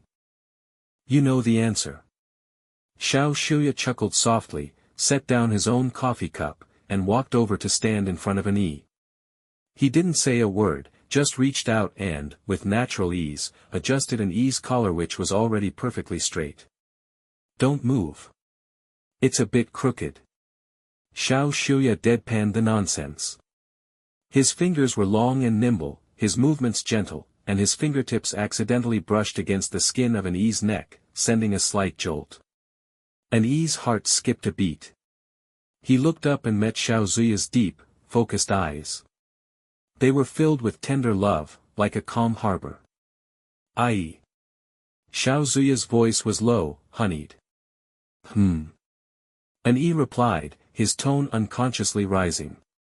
Xiao Zuya's Adam's apple bobbed. Suddenly, he reached out and took An-Yi's hand that was hanging at his side. An-Yi was slightly startled. Then, almost reflexively, he clasped back, their fingers tightly interlaced, perfectly fit. Palm against palm. Temperature merging. "I was thinking." Xiao Zuya's voice carried a hint of barely noticeable nervousness, but more so, determination. "We've been together for quite a while now. Should we consider our next step?" His gaze was burning, filled with anticipation and a hint of barely concealed shyness. "An-Yi. Quite a while. It's only been a few months, hasn't it?" But looking at Xiao Zuya's face in front of him, he let out a laugh and said, Xiao Zuya's eyes instantly lit up astonishingly, as if stars had fallen into them. He tightened his grip on An-Yi's hand, a brilliant smile blooming on his face, a smile that could melt anyone's heart. He leaned forward and gave him a gentle kiss, full of love. "Really?" He rested his forehead against An-Yi's, their breath intertwining. The sunlight bathed them in a warm golden rim. "Our next step is just beginning. Ai, my love. I want to plan every single day of our future together." An-Yi raised his head and nuzzled against his cheek, "Really?" A week later. An-Yi was reclining comfortably in his chair. Xiao Xiuya stood behind him, his hands naturally resting on his shoulders, gently massaging. "Ah." An-Yi let out a long, satisfied sigh. His body completely relaxed under his lover's skilled massage, even his spine going limp. He closed his eyes in comfort, his thick lashes casting a small shadow under his eyes, the corners of his mouth unconsciously lifting slightly. Finally, some peace and quiet. His voice carried a satisfied laziness. Earlier, Huang Chan had suddenly visited. At the time, he and Xiao Xiuya were still embracing, which shocked Huang Chan to the core. He recalled the thunderstruck look on Huang Chan's face. How could his best buddy, chairman and ruler of the business world, and the equally powerful President Xiao beside him, have turned gay? Then came Huang Chan's earth-shattering outburst. Huang Chan suddenly raised his hand and tightly covered his chest, as if protecting some precious treasure, his face a mixture of extreme horror and awkwardness. In a tone as if his virtue had been tainted, he said, trembling, You don't have any dirty thoughts about me, do you? He paused, as if not convinced enough, and added with mock seriousness, even though I am dashing, charming, and everyone loves me, but I am a straight man. Straighter than a steel bar. Xiao Xiuya. The air went dead silent. Felt a vain throb in his temple, a wave of absurdity washing over him. Xiao Zuya's warm smile froze, replaced by an icy, polite smile that could kill. Mr. Huang, please have some respect for yourself. Pressed his forehead in exasperation, feeling his IQ and patience being dragged through the mud. He was utterly speechless at Huang Chan's nonsense. Don't worry. Have some self-awareness. Go look in a mirror and see yourself. Huang Chan either didn't get the obvious sarcasm or pretended not to. Instead, he raised his hand, and dramatically flicked the hair from his forehead. He gave a flirtatious look and said in a coy voice, Look in the mirror. Why? To admire my stunning beauty? At that moment, felt that saying even one more word to this guy was a waste of his life. It took all his patience and a little bit of physical threat to kick this loud, narcissistic buffoon out.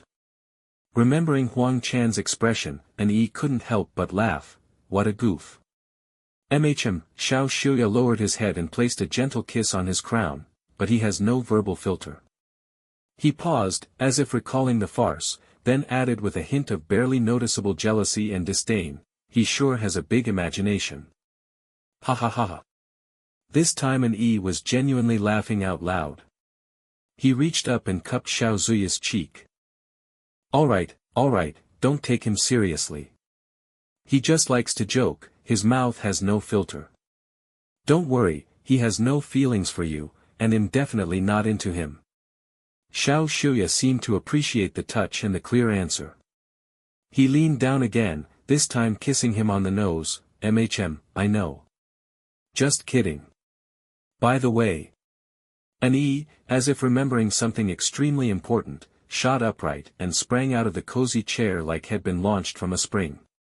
He held his phone screen toward Xiao Xiuya, waggling it emphatically in front of his face. Humph. He announced, enunciating every word with crisp clarity, My grandpa and my parents want to meet you. Xiao Xiuya. The warm and slightly lazy smile on Xiao Zuya's face froze instantly. After a solid few seconds, he seemed to remember how to talk. He swallowed hard and forced out a single, disbelieving, earth-shattering syllable. He pressed on, his voice unsteady. No. Transmigrated into a Dragon Lord bonus chapter 1. Temporarily adding 2 extra chapters, because I updated the chapters from the later world into this volume. But Tomato doesn't allow deletion of published chapters, nor adjusting chapter positions, nor republishing chapters, so I can only rush to write 1 chapter, quality will be up to fate, damn it. Stood in front of the misted mirror in the bathroom. The light poured down from above, bathing his silhouette in cold white light. Suddenly, he frowned, sensing something amiss. He raised his hand, pinched the soft flesh of his cheek with thumb and forefinger. It felt softer than before. He then lifted the hem of his pajamas and hesitantly pressed his lower abdomen. The formerly firm lines seemed a bit blurrier. Silently looked at himself in the mirror. Through the mist, his face appeared strangely rounded. He seemed to have gained weight. Ever since he got together with Xiao Xiuya. He always felt like Xiao Xiuya pampered him like a baby, giving him sky-high confidence. He'd get praise to the moon just for eating an extra bowl of rice. See? Now the payback's here. Xiao Zuya's fault, all of it. Grumpily lowered his head to splash water on his face. Water droplets traced his jawline and pattered into the sink. Decided that starting today, he would spend an extra 2 hours in the home gym every day. Plan was officially launched that very night. He deliberately left work early, turned down Xiao Zuya's dinner invitation to a newly discovered place with amazing braised beef brisket, only ate a protein bar, and threw himself into the home gym, which had equipment comparable to a small studio. The treadmill hummed as An-yi sweated profusely. He pictured himself soon regaining his chiseled jawline and rock-hard abs. And then strut them in front of Xiao Xiuya.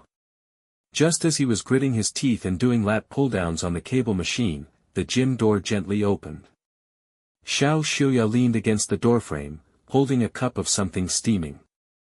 Had just gotten home, jacket off, shirt sleeves rolled to his elbows, revealing his well-defined forearms.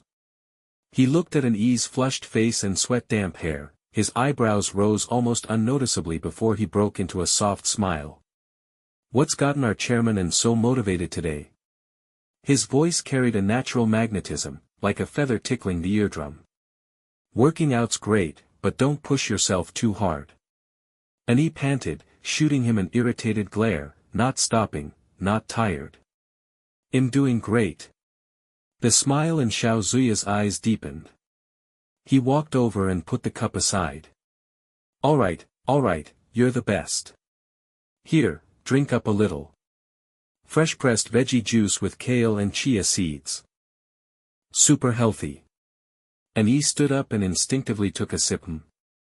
The taste was surprisingly sweet and refreshing, without any terrible grassy flavor. Xiao Xiuya noticed he only took one sip and stopped, so he smoothly took the cup back, took a sip from the exact spot where An-yi's lips had been, completely naturally, then thoughtfully looked at An-yi's flushed, hot earlobe from the workout and said slowly. "But muscles need a good massage to loosen up after a workout, or they'll ache tomorrow." He put down the cup, his tone sincere and concerned. "It'll help you?" "An-yi, no thanks." "Is it really a massage? Like a weasel visiting a chicken coop up to no good. You sure you don't want help?" Xiao Xiuya took a step closer, his fingers casually settling on An-yi's tight shoulder blade. An-yi shuddered, nearly jumping off the equipment. That hand had a comfortable warmth, pressing with just the right force on the sore muscles. Bringing so much relief he nearly moaned out loud. "You go away. You're messing up my workout." An-yi shooed him off. Xiao Xiuya smoothly withdrew his hand, his smile never faltering. "All right, I won't disturb you. Continue, I'll just watch from the side." With that, he actually dragged a chair over, sat down leisurely, crossed his long legs at the knee, and fixed his gaze on An-yi. "An-yi. How the hell is he supposed to train like this?" With those affectionate, appreciative eyes fixed on him, An-yi felt every movement become stiff and ridiculous. God knows what he's enjoying. Enjoying his jiggling soft fat. The 2-hour high-intensity training head plan turned into an agonizingly long ordeal under Xiao Zuya's silent encouragement. He couldn't last more than an hour, drenched as if he'd been pulled out of a pool, lying limp on the yoga mat gasping for breath. Xiao Xiuya immediately walked over with a towel and water, crouched beside him. And naturally started dabbing away his sweat, from forehead to neck, gently and carefully. "You worked hard." His voice was low. 2 hours is really too long. Take it slow, step by step is best. An-yi was too tired to even lift his eyelids and just grunted twice. Xiao Xiuya leaned down and placed a light kiss on his sweaty temple, then spoke in a tone of delighted discovery, as if had discovered a new world. "Baby, have you noticed something?" An-yi weakly asked. "Noticed what?" "You look especially good after working out." An-yi. Xiao Zuya's fingertips gently traced his flushed cheek, his tone confident. "Your complexion is great, your eyes are sparkling, your whole body is glowing. You look especially healthy and appetizing." An-yi. Appetizing? What kind of weird adjective is that? Is that the look you give food? An-yi, act like a normal person and get the hell away from me. Transmigrated into the arrogant hero extra 2. The autumn air was thick. Xiao Xiuya had planned a 3-day short trip, euphemistically calling it relax body and mind, embrace nature. The destination was a resort town in the distant suburbs, famous for its hot springs and mountain scenery. An was highly wary of this. Given Xiao Zuya's past misdeeds, he seriously suspected this was another meticulously crafted romance trip. Could he even get out the door? The night before departure, he seriously opened his suitcase and inspected the sportswear and running shoes carefully prepared inside. They were prepared by Xiao Xiuya. This time, he seemed serious. Need to pack anything else? Xiao Zuya's voice came from behind, followed by a pair of arms encircling his waist, his chin lightly resting on his shoulder. Warm breath brushed against his ear, and an instinctively shrank his neck. No, I'm just looking. An responded grumpily, trying to ignore the distraction behind him as he continued folding a few breathable, sweat-wicking t-shirts. Xiao Zuya's gaze swept over the suitcase, a hint of laughter flashing in his eyes, but he didn't say anything. He just nuzzled an neck and said softly, "We need to get up early tomorrow, so go to bed early tonight." The next day, Xiao Xiuya drove himself. An sat in the passenger seat, watching the scenery rapidly recede outside the window. The city's tall buildings gradually gave way to rolling mountains and forests tinged with autumn colors, and his mood involuntarily brightened. Xiao Xiuya drove very steadily. The car's stereo played soothing light music, and occasionally he would reach over and gently squeeze an hand.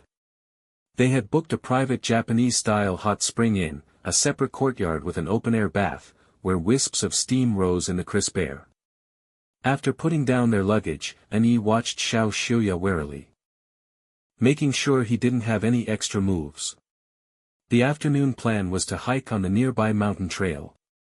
An was raring to go. He changed into his professional gear and walked ahead with determination. The autumn mountain scenery was rich in layers, with interwoven reds, yellows, and greens, like a painter's palette. The air was crisp, carrying the scent of earth and fallen leaves. For the first part of the trail, An indeed walked quickly, breathing in the fresh air, feeling every cell craving to burn. Xiao Xiuya followed unhurriedly behind him, dressed in simple casual clothes and a pair of sneakers. He wasn't in a rush to catch up. Instead, he occasionally stopped to take photos with his phone of An's determined back, or a stubborn wildflower blooming by the roadside, or a peculiarly shaped stone. After about 40 minutes, the slope gradually steepened. An's initial momentum slowly waned, his breathing grew heavier. And fine beads of sweat appeared on his forehead. In contrast, Xiao Xiuya was still calm and composed, even able to hand An a thermos at the right moment when he stopped to catch his breath. "Drink some warm water, slowly." He unscrewed the lid, and the water was just the right temperature. An took it, gulped down several big mouthfuls, and the warm water flowing down his throat indeed felt much better. He looked at Xiao Zuya's unfazed expression, a bit unconvinced. "How do you have so much stamina?" Xiao Xiuya smiled slightly, took the cup back and put it away, then naturally reached out with a handkerchief to wipe the sweat from An's forehead. "I have a lot of social engagements, so I occasionally need to exercise to maintain my condition. I do work out every day, don't I?" An thought back, and it was true. But so did he. He just didn't exercise as much. On the second half of the trail, An's pace slowed significantly. Xiao Xiuya no longer followed behind him but walked side by side with him. When An was visibly struggling, he would seemingly casually reach out and support his elbow, or on steep sections, go up first and then turn back to pull him up. Finally, they reached the viewing platform at the summit. The view opened up before them. Distant mountains were like dark brows against the sky, the layered forests dyed in autumn colors, and the setting sun slowly sinking, coating everything in a warm golden glow. "So beautiful." An couldn't help but exclaim. The fatigue from the climb seemed worthwhile at this moment. Xiao Xiuya stood beside him, but he wasn't looking at the scenery. Instead, he looked at An's side face glowing in the sunset light, and his bright eyes from seeing the magnificent view. He hummed softly, not sure if he was responding to the scenery or to the person before him. Descending the mountain. The sky was already getting dim. An Yi's strength was completely depleted, and his calves were trembling. Xiao Xiuya naturally took his backpack as well, carrying it on his chest, then took his hand. The road is slippery, take care. On the way back, An Yi was practically half carried, half supported down. He was too tired to speak, his mind filled only with a longing for the hot spring. Back at the inn, the moment he soaked into the open-air bath, An Yi let out a satisfied sigh. The warm spring water enveloped his exhausted limbs and bones, every pore opening up. He leaned against the edge of the pool, closed his eyes, and felt the day's soreness slowly melting away. With a gentle splash, Xiao Xiuya also slipped into the pool and sat down next to him. He didn't disturb An Yi's enjoyment, just quietly accompanied him. After a while, An Yi felt a pair of hands on his shoulders, kneading his sore muscles with just the right pressure. The professional technique almost made him moan. An Yi sighed in comfort, his weariness completely gone under the extreme relaxation. Tired out? Xiao Zuya's voice sounded especially gentle in the steaming mist. If you don't relax your muscles, tomorrow you won't be able to walk from soreness.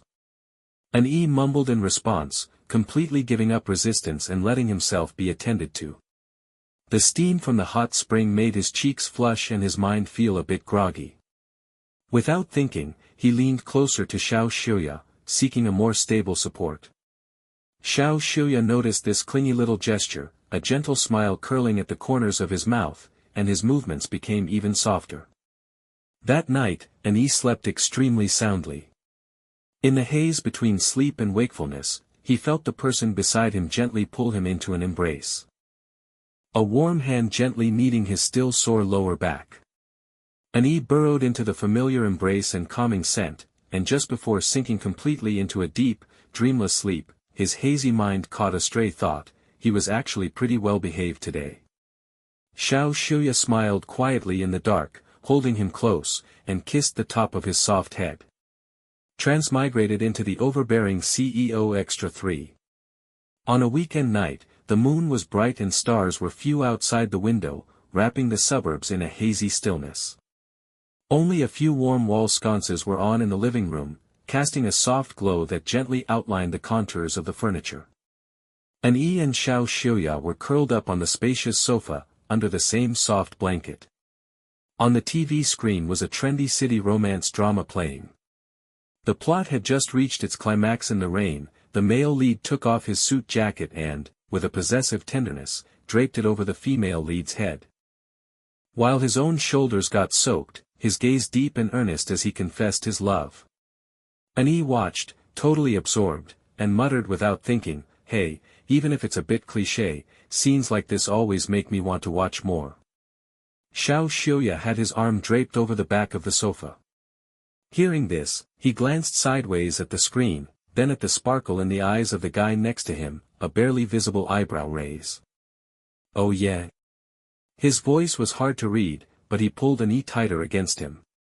"You'll catch a cold getting caught in the rain." The perfectly romantic atmosphere was instantly shattered by realism. Annoyed, An Yi gave him a light jab in the ribs. "Can't you be a little romantic? This is an idle drama. It's all about the atmosphere, the feeling." Xiao Xiuya nodded, going along with it. My fault." He picked up a washed strawberry from the fruit plate and held it to An Yi's lips. "Try it. It's sweet." An Yi opened his mouth reflexively and ate it. The sweet juice spread across his tongue. Indeed, it was very sweet. Distracted by the strawberry, he continued watching the show. The plot moved to a misunderstanding segment.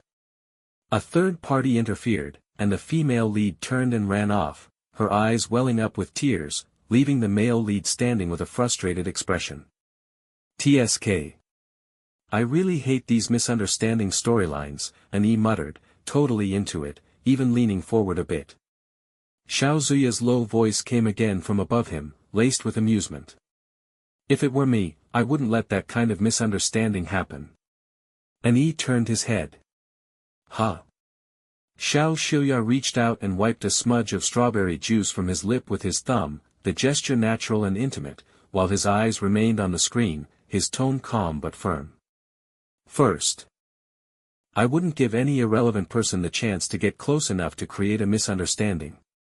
Second, he looked at an his gaze deep. If I ever made you sad, I wouldn't just stand there feeling sorry. He leaned in, his breath ghosting over an ear, his voice dropping low, as rich and seductive as a cello. I'd pull you right back, tie you to me if I had to, and explain until you believed me. Or, do it until you're too worn out to think straight. That last sentence was heavily suggestive, carrying a scorching heat.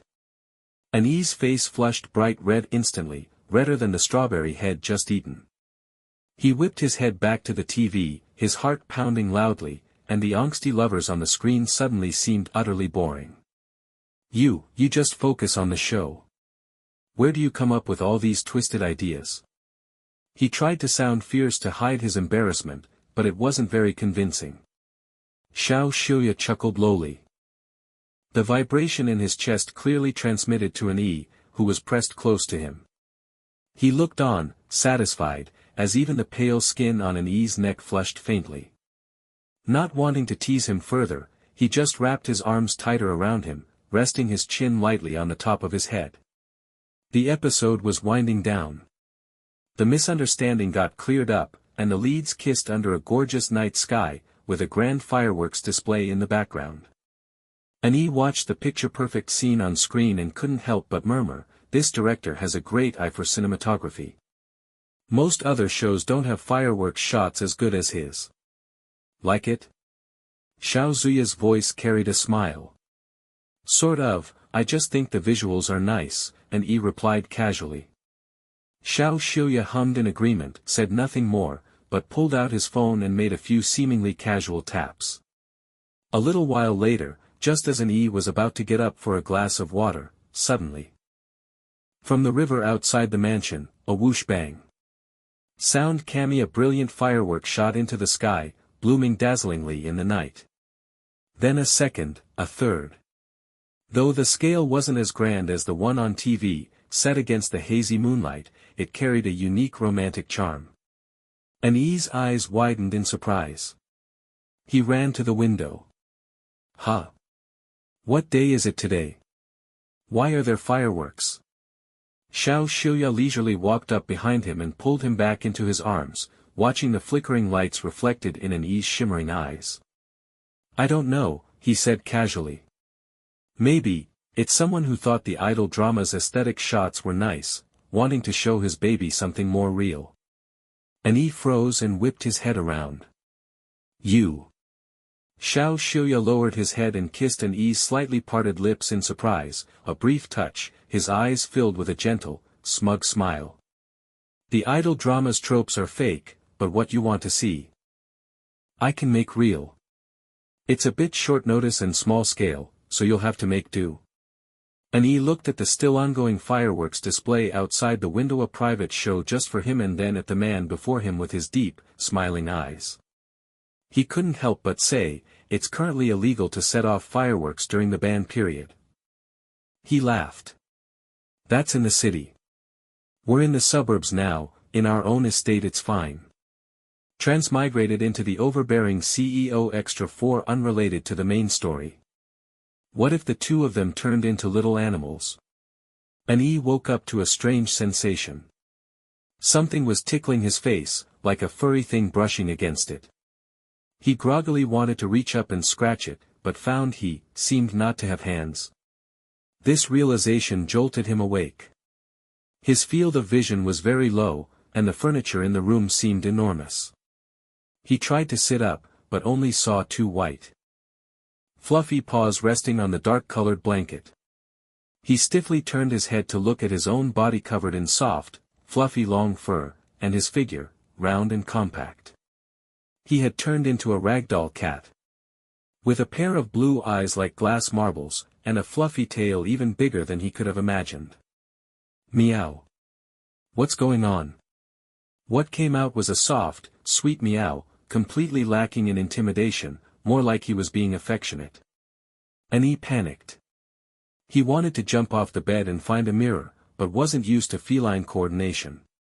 He practically rolled off the mattress, landing limp-limbed on the carpet with a soft plop. As he was still disoriented, a huge shadow loomed over him. He looked up warily, his fur standing on end, and froze in place. It was a massive Doberman. Sleek and muscular, with glossy black fur, only its limbs and snout showing a handsome rust red.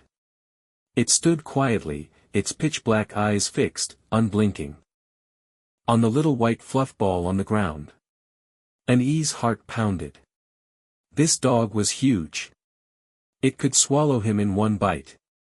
He instinctively tried to step back, but tripped clumsily, unaccustomed to his new legs, nearly falling.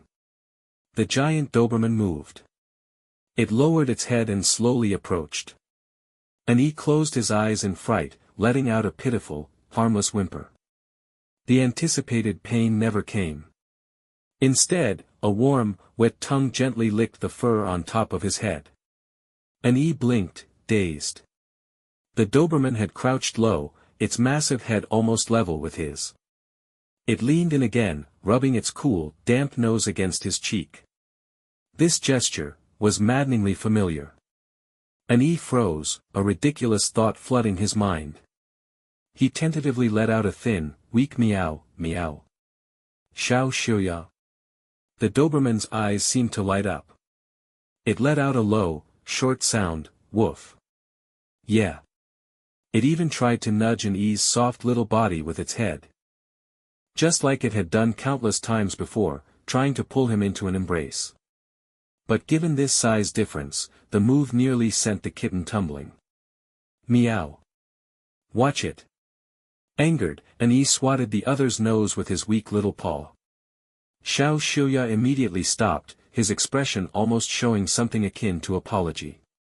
He thought for a moment, then extended his paw, which was nearly half the size of E's whole body, and extremely gently used its paw pad to touch E's back, as if smoothing his fur. E. Alright, confirmed. Even as a dog, this guy's nature hadn't changed.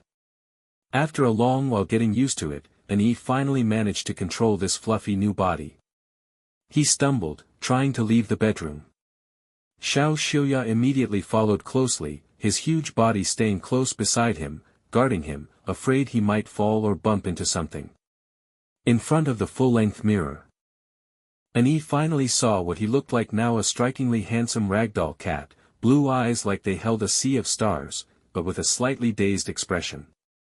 And the imposing Doberman beside him was tilting its head slightly, focusing on the small cat in the mirror, its tail tip swishing almost imperceptibly. The scene had a strangely harmonious beauty. E tried to jump onto the sofa. His first attempt failed, his claws hooked onto the sofa cover and he slid down. Before he could try again, the Doberman beside him lowered his head, carefully took the scruff of his neck, and effortlessly lifted him onto the sofa. The kitten flopped onto the sofa, resigned, meow. Let me go. Xiao Xiuya compliantly let go, then easily leaped onto the sofa himself. He adjusted his position, curling around the kitten between his warm belly and limbs, then lowered his head and began to lick him methodically, from head to back.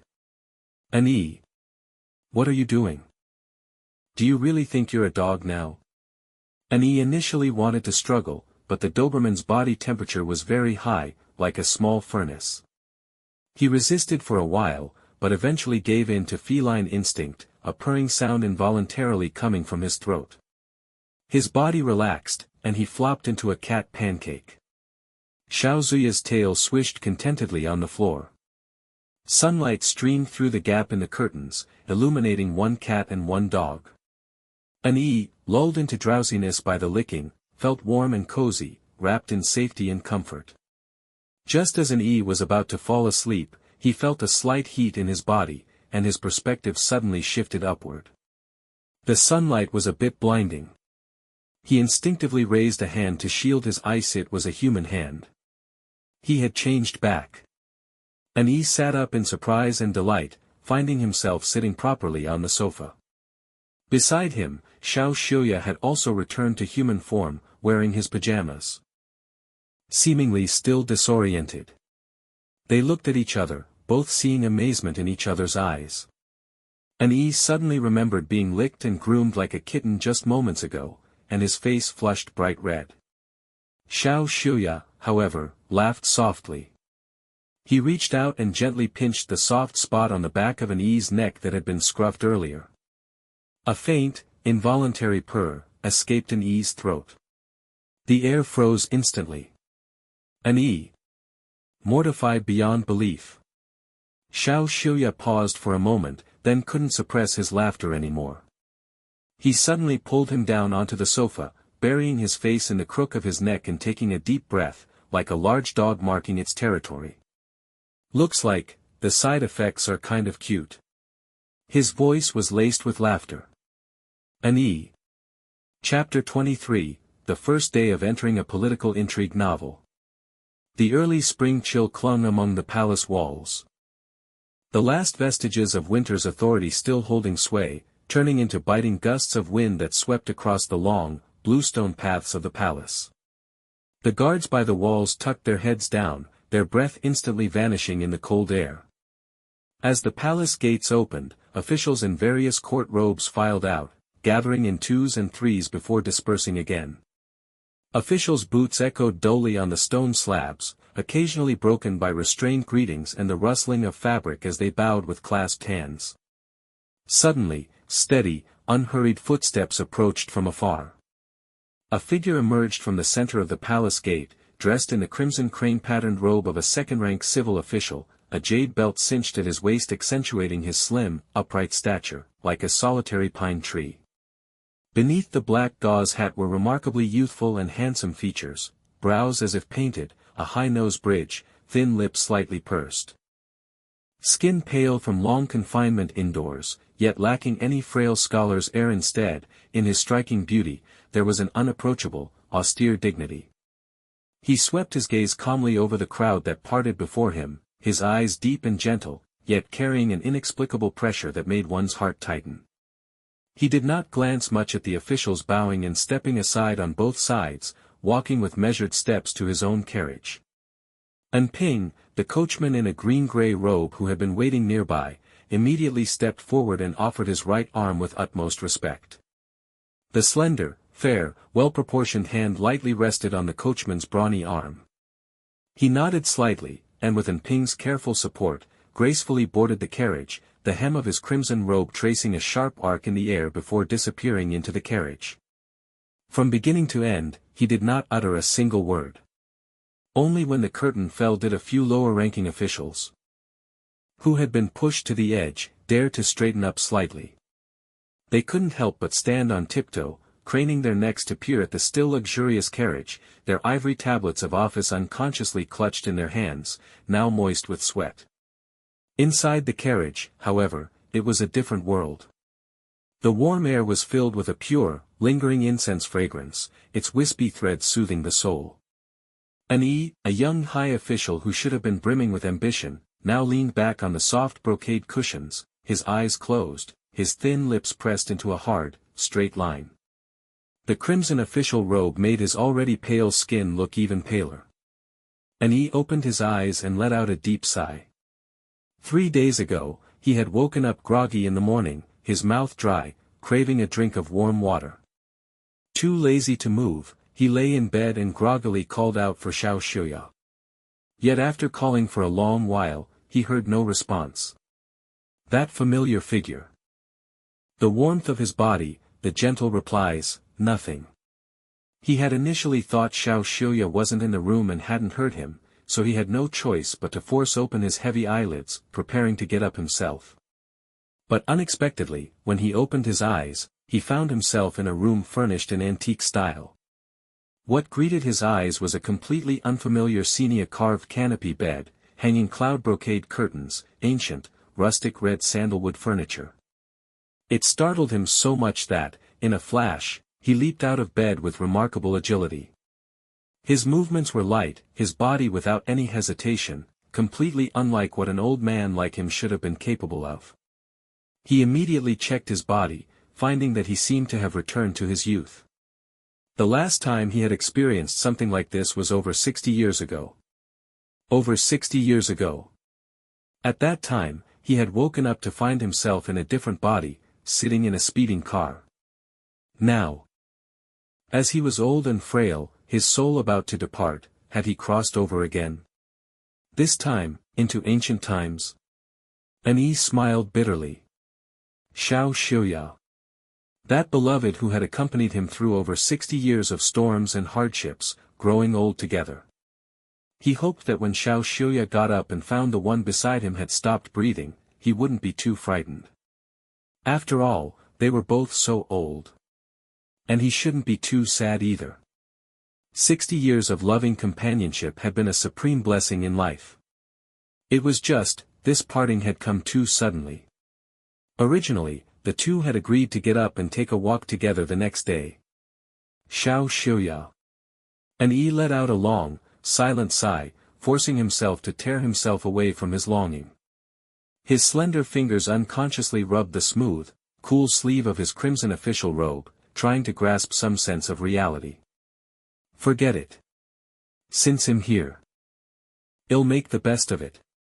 To return from the brink of death to the prime of youth that itself was a miraculous reversal that many sought but never attained. In this dynasty called the Great Een, he was still called an His status was prominent yet lonely. His parents had died early, his family dwindled, leaving only him as the sole descendant. Luckily, his family was wealthy, and the original owner was an unparalleled scholarly talent, who, passing exam after exam, had achieved the legendary feat of 6 consecutive first-place finishes in the imperial examinations. Even more fortunate, he was favored by the current chief grand secretary, Manga, who took him as his last disciple. From then on, his official career flourished. By the age of not yet 30, he had already attained the position of chancellor, with the additional title of Grand Tutor of the Crown Prince, the pinnacle of officialdom. But An's expression crumpled. Court politics.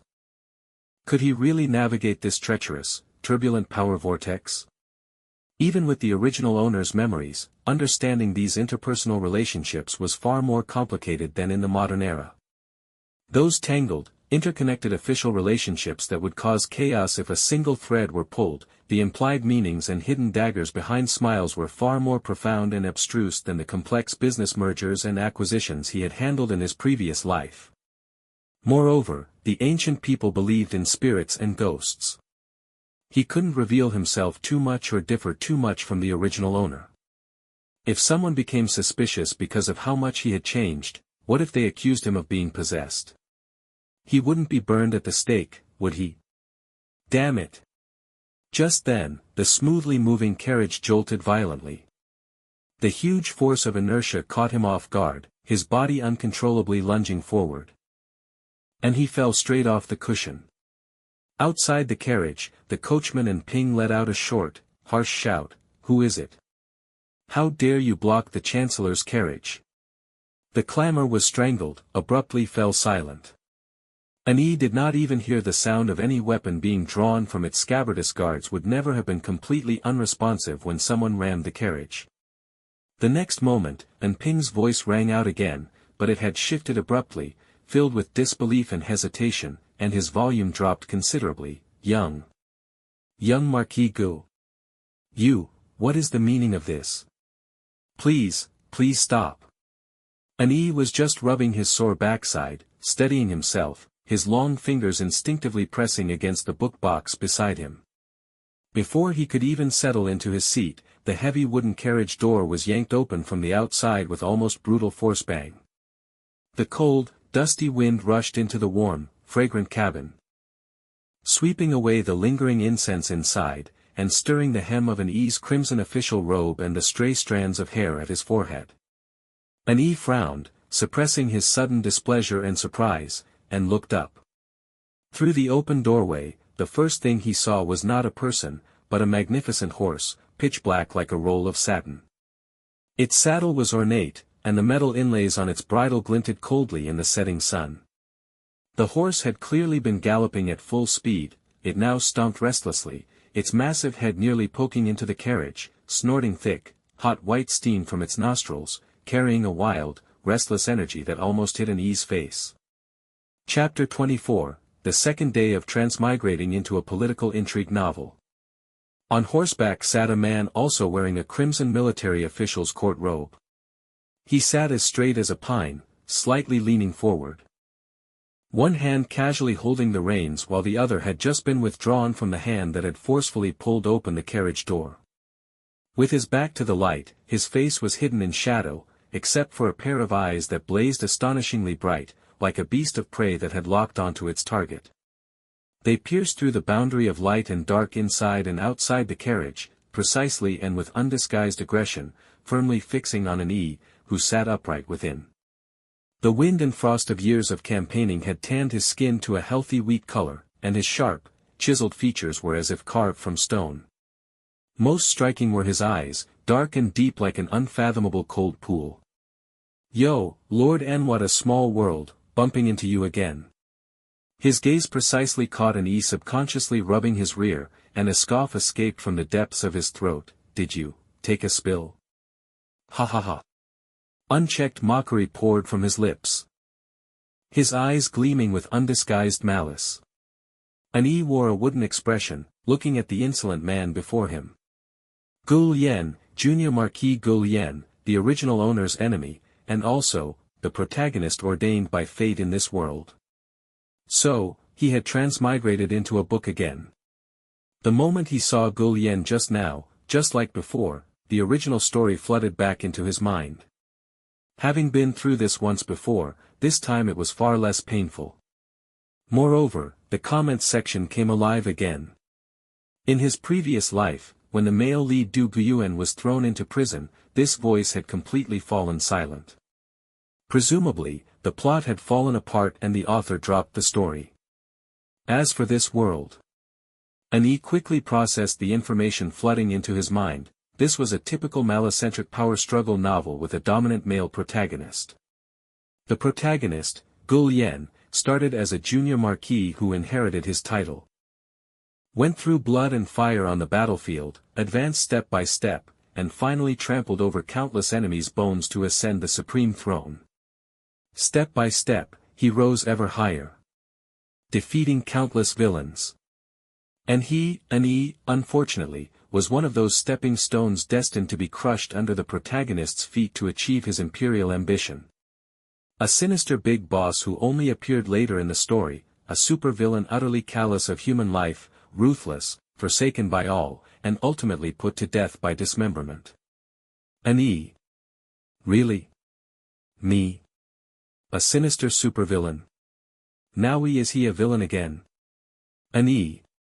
This bastard Gul Yen is much harder to deal with than that fool Du Guyuan, who is nothing but a pretty face. According to the original novel's narrative and the host's memories, this is the early stage when the plot begins to unfold. Although the final confrontation is still far off. The enmity between the two had been brewing for a long time. This stems from the host's previous intention to marry Gul Yen's cousin, Princess Shaoli, hoping to forge ties with the imperial family and add a hefty stone to his political capital. However, Gul Yen, with his keen eye, saw through the deep scheming and unscrupulous ruthlessness hidden beneath the host's gentle and refined exterior. He judged that the host was no match at all for his cousin and decisively intervened, sabotaging the marriage proposal. Thus, they failed to become in-laws and instead became bitter enemies. From then on, in the imperial court, they were on opposing sides, with conflicting political views, clashing heat, and their hatred snowballed into a deathless feud. Ani's head could only produce a helpless "Damn it!" This time Gul Yen had been dispatched by imperial decree to suppress bandits, and had only returned to the capital a few days ago. Travel worn. After today's morning court session, he was heading to the Ministry of War to report for duty when he spotted an E's carriage parading down the palace road from afar. Fresh grievances and old hatred surged in his heart, igniting a nameless fury. The naturally unruly and willful young Marquis Gu, who acted solely on his whims, could never swallow such an insult. So he spurred his horse straight toward an E, deliberately causing this minor accident solely to annoy an E and embarrass him. At this moment, he sat tall upon his fine steed, his crimson martial official robes fluttering slightly in the cold wind, making his stance as imposing as a mountain, as deep as an abyss. Gu Lien, high on horseback, leaned forward slightly, his black cloak falling from his shoulders, carrying the grime of travel and a fierce, chilling aura. He lowered his gaze, his dark eyes as cold as ice, staring unflinchingly with undisguised scrutiny and malice at the crimson-robed official sitting upright inside the carriage.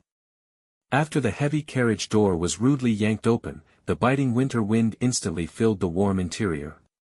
Yet, sitting inside, an Yi's young, handsome face, as fair and smooth as polished jade, showed no trace of anger or alarm. As if the man outside the carriage door was not a murderous arch-nemesis, but an ordinary acquaintance greeting him. A faint, habitual, flawless warm smile even curved at the corners of his lips. "Young Marquis," he said, his voice clear and pleasant, with its usual composed cadence, sounding jarringly out of place in the tense atmosphere. "Why the sudden stop? Got something urgent to discuss?" But Gu Lien knew all too well that beneath this seemingly gentle exterior lurked a deep and venomous scheming mind. A honeyed tongue, a viper's heart. That phrase perfectly suits an Yi. This hypocrite was forever wearing this pleasant-faced mask. Gu Lien, still on horseback, leaned his tall body slightly forward, exuding the pressure of a predator closing in on its prey. He grinned, revealing his white teeth, but his smile held no warmth, only a bloody edge that scraped against an Yi's eardrums. "Important matters?" "Naturally, I have a matter of utmost importance to ask of Lorden." His tones suddenly rose, brimming with undisguised sarcasm and anger. "I merely left the capital for a few months to suppress bandits, only to find upon my return one of my capable generals exiled to Lingnan, that malarial hellhole. Lorden, the one who oversees criminal law and basks in imperial favor, perhaps your lordship can enlighten this marquis. What law did he violate to deserve such a heavy punishment?" An Yi sat as steady as a mountain, his voluminous crimson official robe reflecting. The genial smile on his face did not change in the slightest. "So this is what has angered the junior marquis." His tone was calm, even carrying a hint of regret. "Pengbashi embezzled military funds, the evidence is conclusive, the case is ironclad. This is a violation of national law. Punishment according to statute is the duty of the Ministry of Justice, and it is also the upholding of discipline and order." He deftly steered the topic away, his demeanor innocent and utterly self-assured. "If the junior marquis has doubts, you should naturally seek out Minister Bao to review the case files. That would be the proper course." Gu Lien snorted heavily. Before Gu Lien could flare up, an Yi spoke again. He abruptly changed his tone. Although he was not much older than Gu Lien, his posture now seemed especially condescending, and his voice took on the benevolent, earnest tone of an elder offering advice to a junior.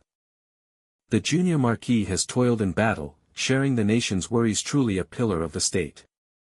However, the art of managing subordinates requires a balance of leniency and strictness, and requires careful and constant thought.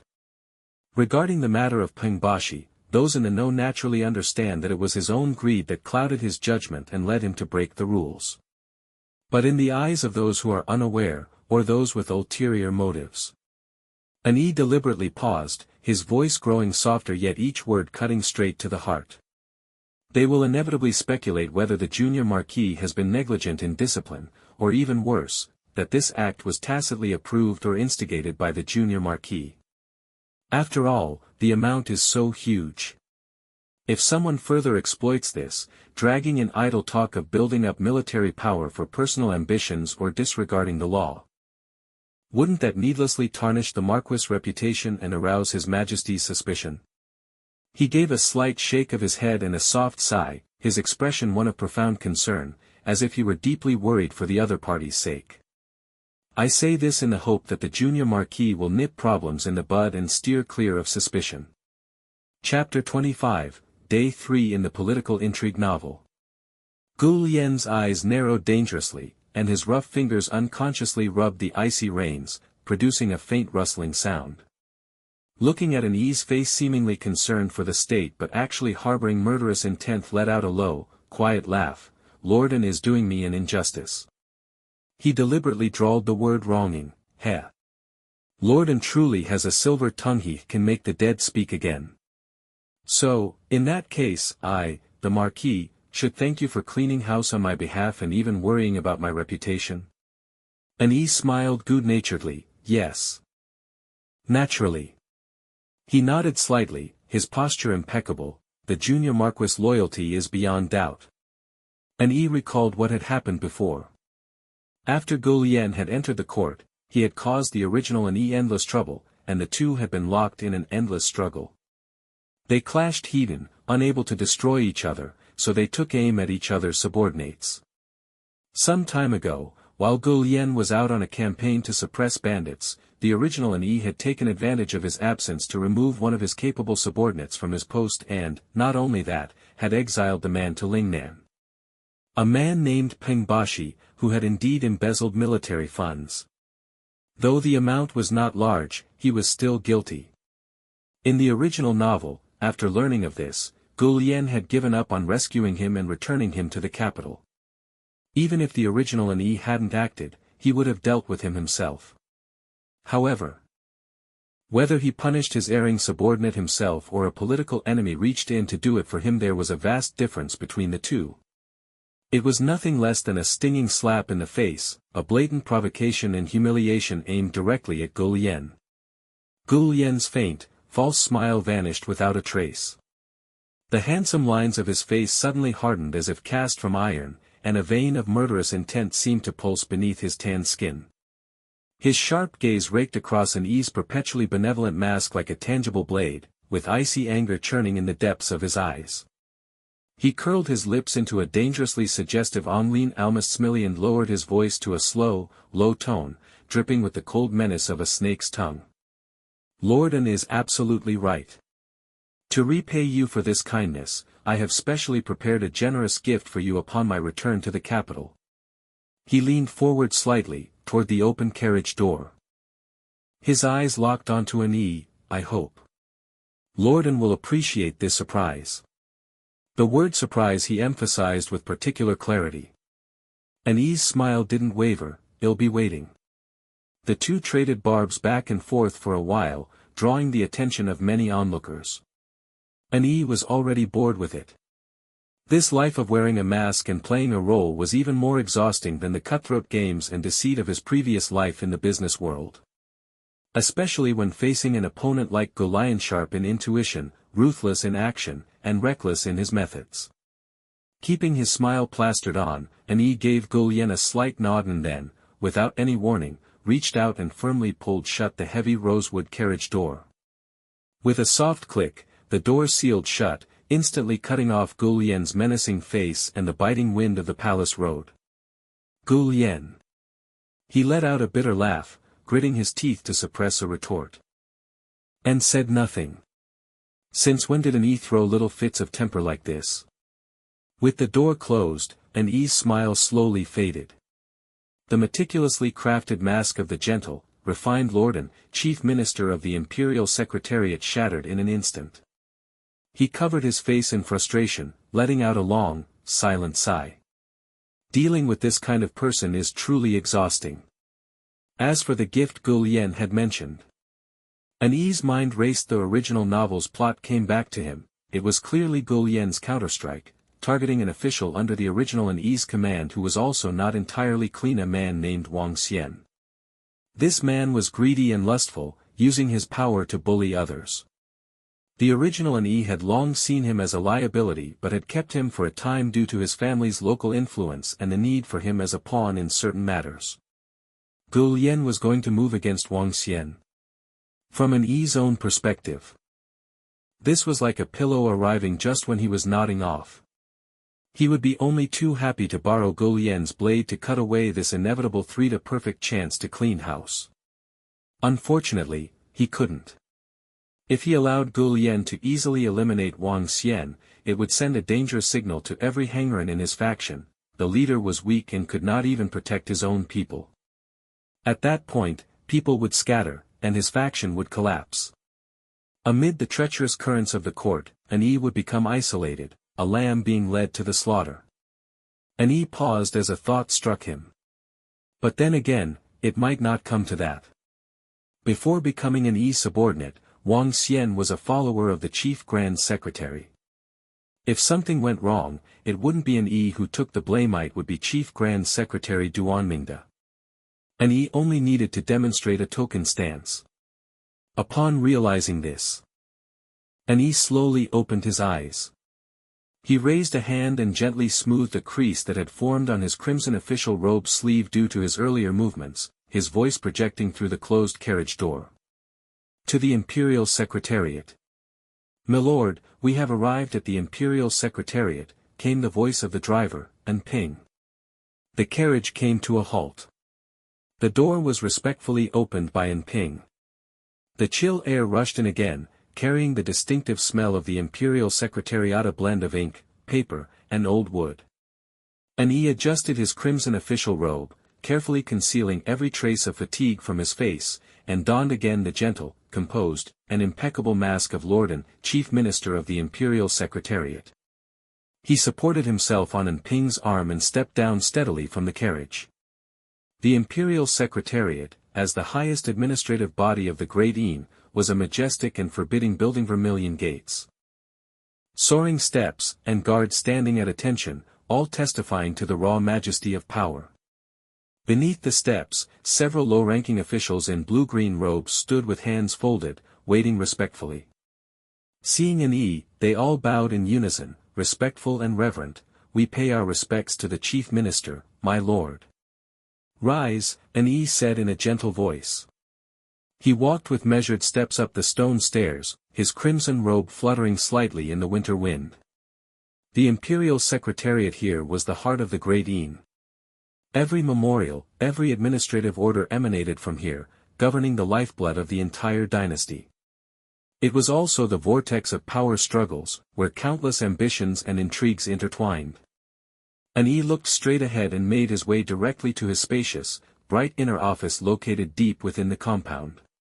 "Milord," said a gaunt-faced, middle-aged official in a deep crimson robe, who had been waiting at the door of the inner office. He was an trusted advisor and the left vice director of the Imperial Secretariat Chui Wenyuan.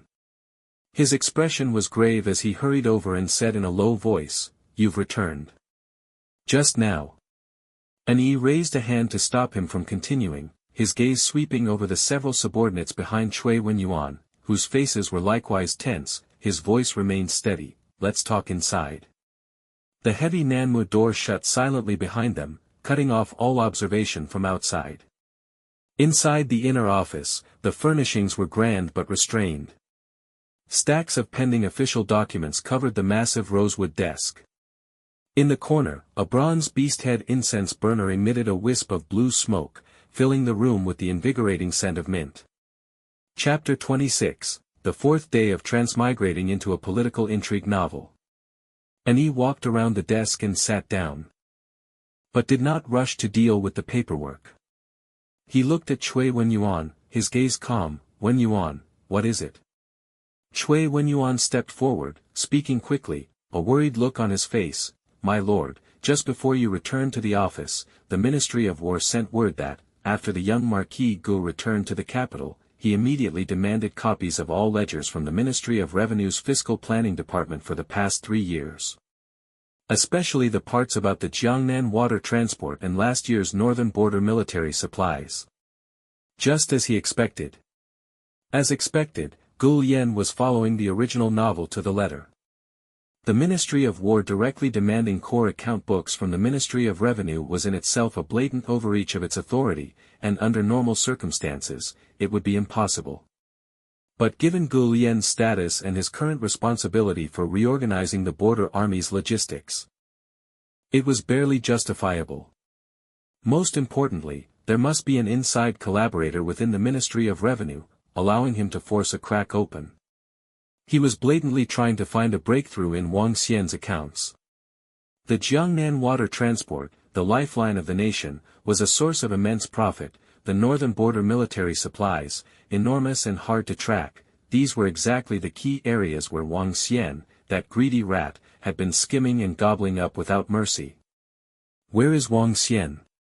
An picked up the warm tea already prepared on the desk, blew on the tea to cool it, his tone unreadable. Director Wang. Chui Wenyuan looked embarrassed. I sent someone to look for him, but they said, last night he was whining and dining some grain merchants from Jiangnan at the Drunken Immortal Pavilion, drank a bit too much, and right now probably still in bed. I see. An Yi's reaction remained calm, not even raising an eyebrow. He took a light sip of tea, letting the slightly bitter with a sweet aftertaste spread on his tongue. This Wang Xian, about to die and doesn't even know it, continues to indulge in booze, women, and money, living a drunken, dreamlike existence. Chui Wenyuan carefully observed an Yi's expression and continued, My lord, the young Marquis Gu is coming in hot, directly targeting Wang Xian. It seems he wants to make you look bad. How should we respond? No rush. An Yi set down the teacup, making a crisp clink against the tray that was especially clear in the quiet room. He looked up at Chui Wenyuan, a faint, almost imperceptible smile on his lips. First, send some capable men to invite our Lord Wang, who is still drunk in his pleasure den, to come here. Use cold water to wake him if necessary, or carry him over. Let him take a good, hard look at what a disaster this mess of accounts he left behind has caused. Wenyuan, an Yi's voice suddenly turned serious and heavy. Gu Yen wants to move against Wang Xian, that's as plain as the nose on your face. If we rush to cover it up, it will make us look guilty and give people ammunition to criticize us. Gu Yen is waiting for us to panic. Right? Chui Wenyuan was momentarily at a loss, sweat beading on his forehead. Stupid. An Yi said nothing, just raised his hand and waved dismissively. Chui Wenyuan hurriedly took his leave, and the office was left with only an Yi. He ignored the mountain of documents on the desk, but instead looked down at his own long fingers lightly tapping on the smooth rosewood desktop, producing a soft, rhythmic tapping. The cool, curling scent of mint seemed unable to dispel the heavy atmosphere. He was waiting for an opportunity that would spark his anger. About half an hour later, a racket came from outside the door. Heavy, stumbling footsteps mixed with labored breathing and intermittent, slurred muttering and cursing. My lord. Director Wang has been brought. Chui Wenyuan's voice sounded from outside the door. Enter. An Yi's voice was calm and unruffled. The door pushed open, and an intense smell of alcohol mixed with perfume instantly overwhelmed the mint, making the air nauseating. Two strong clerks were half carrying, half dragging a man inside. The one dragged was none other than Wang Xian, director of the Fiscal Planning Department. His rumpled dark blue official robe was stained with questionable stains, his belt askew, and his official hat crooked, revealing disheveled hair and a swollen, sallow face showing clear signs of a hangover. He seemed not fully awake, his gaze unfocused, his steps unsteady, and only the support of the men on either side kept him from collapsing to the ground. Clearly, Chui Wenyuan had strictly carried out an Yi's order, waking him in the most effective way. The office was not only occupied by an Yi and Chui Wenyuan. The few trusted aides who had been waiting outside were now also inside, standing at attention. Seeing Wang Xian in such a disgraceful state, their faces showed a mix of shock, contempt, and worry. An Yi's gaze pierced Wang Xian like an icicle. The gentle and composed facade was replaced in that moment by a dark, stormy severity. Jolted by the icy glare, Wang Xian's muddled mind seemed to clear slightly. He struggled to stand upright, muttering hoarsely. Your subordinate, greets. Lord Minister. Minister. His voice was raspy, like a broken gong. An Yi did not respond. He slowly stood up, the hem of his red official robe brushing the corner of the desk, causing the fabric to ripple slightly. He walked around the huge desk, step by step, toward Wang Xian. The soles of his boots landed on the polished brick floor, making dull, clear thud sounds. Each step seeming to tread on the taut nerves of everyone present. A cup of hot tea was unexpectedly splashed onto Wang Xian's swollen face. Just as he was about to flare up, his muddled mind finally grasped the current situation, the drunkenness fading somewhat. His face turned from sallow to deathly pale, and his body trembled like a leaf. An E stood before him, looking down, his gaze like a knife. Wang Xian. His voice was low, "You have quite the nerve." Bang! A loud crash. An E suddenly slammed his palm onto a nearby small table holding documents. The teacup and brush holder on the table jumped up, splashing tea all over the ground. Quickly, An E moved his hand behind his back, and under the cover of his wide sleeve, his fingertips curled and trembled uncontrollably. Damn, that hurt. This table was too hard. Showing off comes with risks, and slamming the table requires caution. He gripped his burning palm tightly. A flash of anger appearing on his face, the Jiangnan water transport. The northern border military supplies.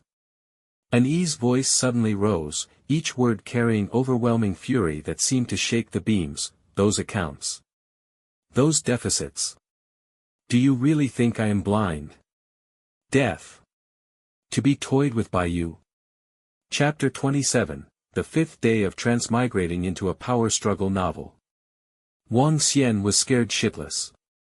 With a thud, he collapsed to the ground, tears and snot streaming down his face as he scrambled to grab An E's leg. My lord. My lord. I've been wronged. I'm innocent. Someone must be framing me. It's Cui Wenyuan. Yes. That little thief Cui Wenyuan is framing me, my lord. I beg your lordship to look into this. I beg your lordship to do me justice. He was incoherent, throwing his last lifeline to Cui Wenyuan, who had just dragged him out of bed. Wang Xian's face was pale, his brain still foggy from the booze. Cui Wenyuan had been so rude just now. It must be that he had ratted him out. An E? Cui Wenyuan. Cui Wenyuan's face instantly turned livid, veins bulging on his forehead. He stepped forward and knelt heavily on the ground. My lord, please look into this. I swear to heaven, this is not the case. This beast is slandering me, he's got evil intentions. An E. Framing. An E seemed to hear the biggest joke. He suddenly leaned down and grabbed Wang Xian by the collar. Those eyes, usually warm as jade, now blazed with raging fire, staring into Wang Xian's terrified dilated pupils. Don't bite wildly like a mad dog. Though his face showed unceasing anger, he felt relieved inside. Wang Xian's reckless slander of a colleague made it easier for him to change his attitude later. He composed himself and continued questioning. Tell me. In the autumn of the third year of Qinghe, the 6,000 dan of old rice that vanished from the grain storage ledger, whose granary did it go into? Last winter. The northern border urgently reported that cold weather cotton uniforms were insufficient. The silver allocated by the Ministry of War, why did less than half reach the border troops? And the 200,000 taels of silver that disappeared, whose pockets did it line? Wang Xian. Did you really think your rotten accounts were flawless? Did you really think that colluding with unscrupulous merchants and cooking the books could fool everyone? An E's voice thundered, each question as his grip tightened, almost crushing Wang Xian's bones. Wang Xian's face was ashen, his lips trembling, unable to utter a single word of defense. An E knew, he knew everything. His last shred of hope was utterly crushed, leaving only boundless fear and despair. An E suddenly let go. Wang Xian collapsed to the ground like a limp rag, only able to breathe heavily and stifle his sobs. An E straightened up, his chest heaving slightly. As if his anger had not yet subsided. He looked around at the silent subordinate officials. Wherever his cold gaze fell, no one dared meet his eyes, they all lowered their heads. You all see that? An E's voice returned to coldness, but no longer loud, carrying a heavy weariness and anguish and outrage. This is the person I trusted. This is how he serves the court. He took a deep breath and let his gaze fall back on the limp Wang Xian. His eyes were indescribably complex: anger, disappointment, and even a kind of pain of betrayal. And he displayed the emotions on his face, but couldn't help laughing inwardly. He had finally learned Xiao Zuya's pie chart eyes. This look, 30 anger, 30 disappointment, 40 anguish. Xiao Zuya's pie chart acting method really comes in handy. As expected of the adorable pie chart CEO. Wang Xian. An Yi's voice dropped low, with a strange, almost pitying tone. You have let me down too much. Just then. An Yi abruptly changed his tone, with unyielding authority. But. After all, you are my man. You were promoted by me. If you have committed a crime, the law will punish you. And I will clean house myself. An Yi suddenly flicked his sleeve, the sleeve of his crimson robe cutting a sharp arc through the air. Someone wants to touch you, wants to step on me to get ahead. Dream on. His eyes were like lightning, sweeping over Cui Wenyuan and all the subordinate officials present. Each word carried weight. Assistant Director Cui. Here, my lord. Cui Wenyuan snapped to attention and bowed hastily. Right now. Immediately. Go seal all the account books Wang Xian has handled, especially the original documents and archives for Jiangnan grain transport and northern border military supplies. Gather the most capable accountants and investigate thoroughly for me. Don't miss a single error. I want to see which rats are gnawing at the nation's foundation. As for you, Wang Xian. An Yi's cold gaze fell again on the ashen-faced Wang Xian. Get back to your kennel. Without my personal handwritten order, you are not to set foot outside your residence. When all accounts are clear, I will give you a clear and transparent accounting. A wild joy lit up Wang Xian's face. He understood. The chief minister was going to protect him. As long as my lord was willing to protect him, there was still a glimmer of hope. Yes, my lord. Cui Wenyuan instantly understood an Yi's intention, his eyes narrowed, and he nodded immediately. However, thinking of Wang Xian's earlier slander, a fierce look flashed in his eyes. Half an hour later, deep within the Ministry of War. Light filtered through the high windows, casting dappled shadows over the mountains of files. The air was thick with the musty smell of old paper and dust. Gu Lian was not wearing court robes but a dark-colored outfit that makes it easy to move, which made his tall, imposing figure stand out. He casually leaned against a huge wooden table, his long fingers quickly and precisely flipping through a thick ledger.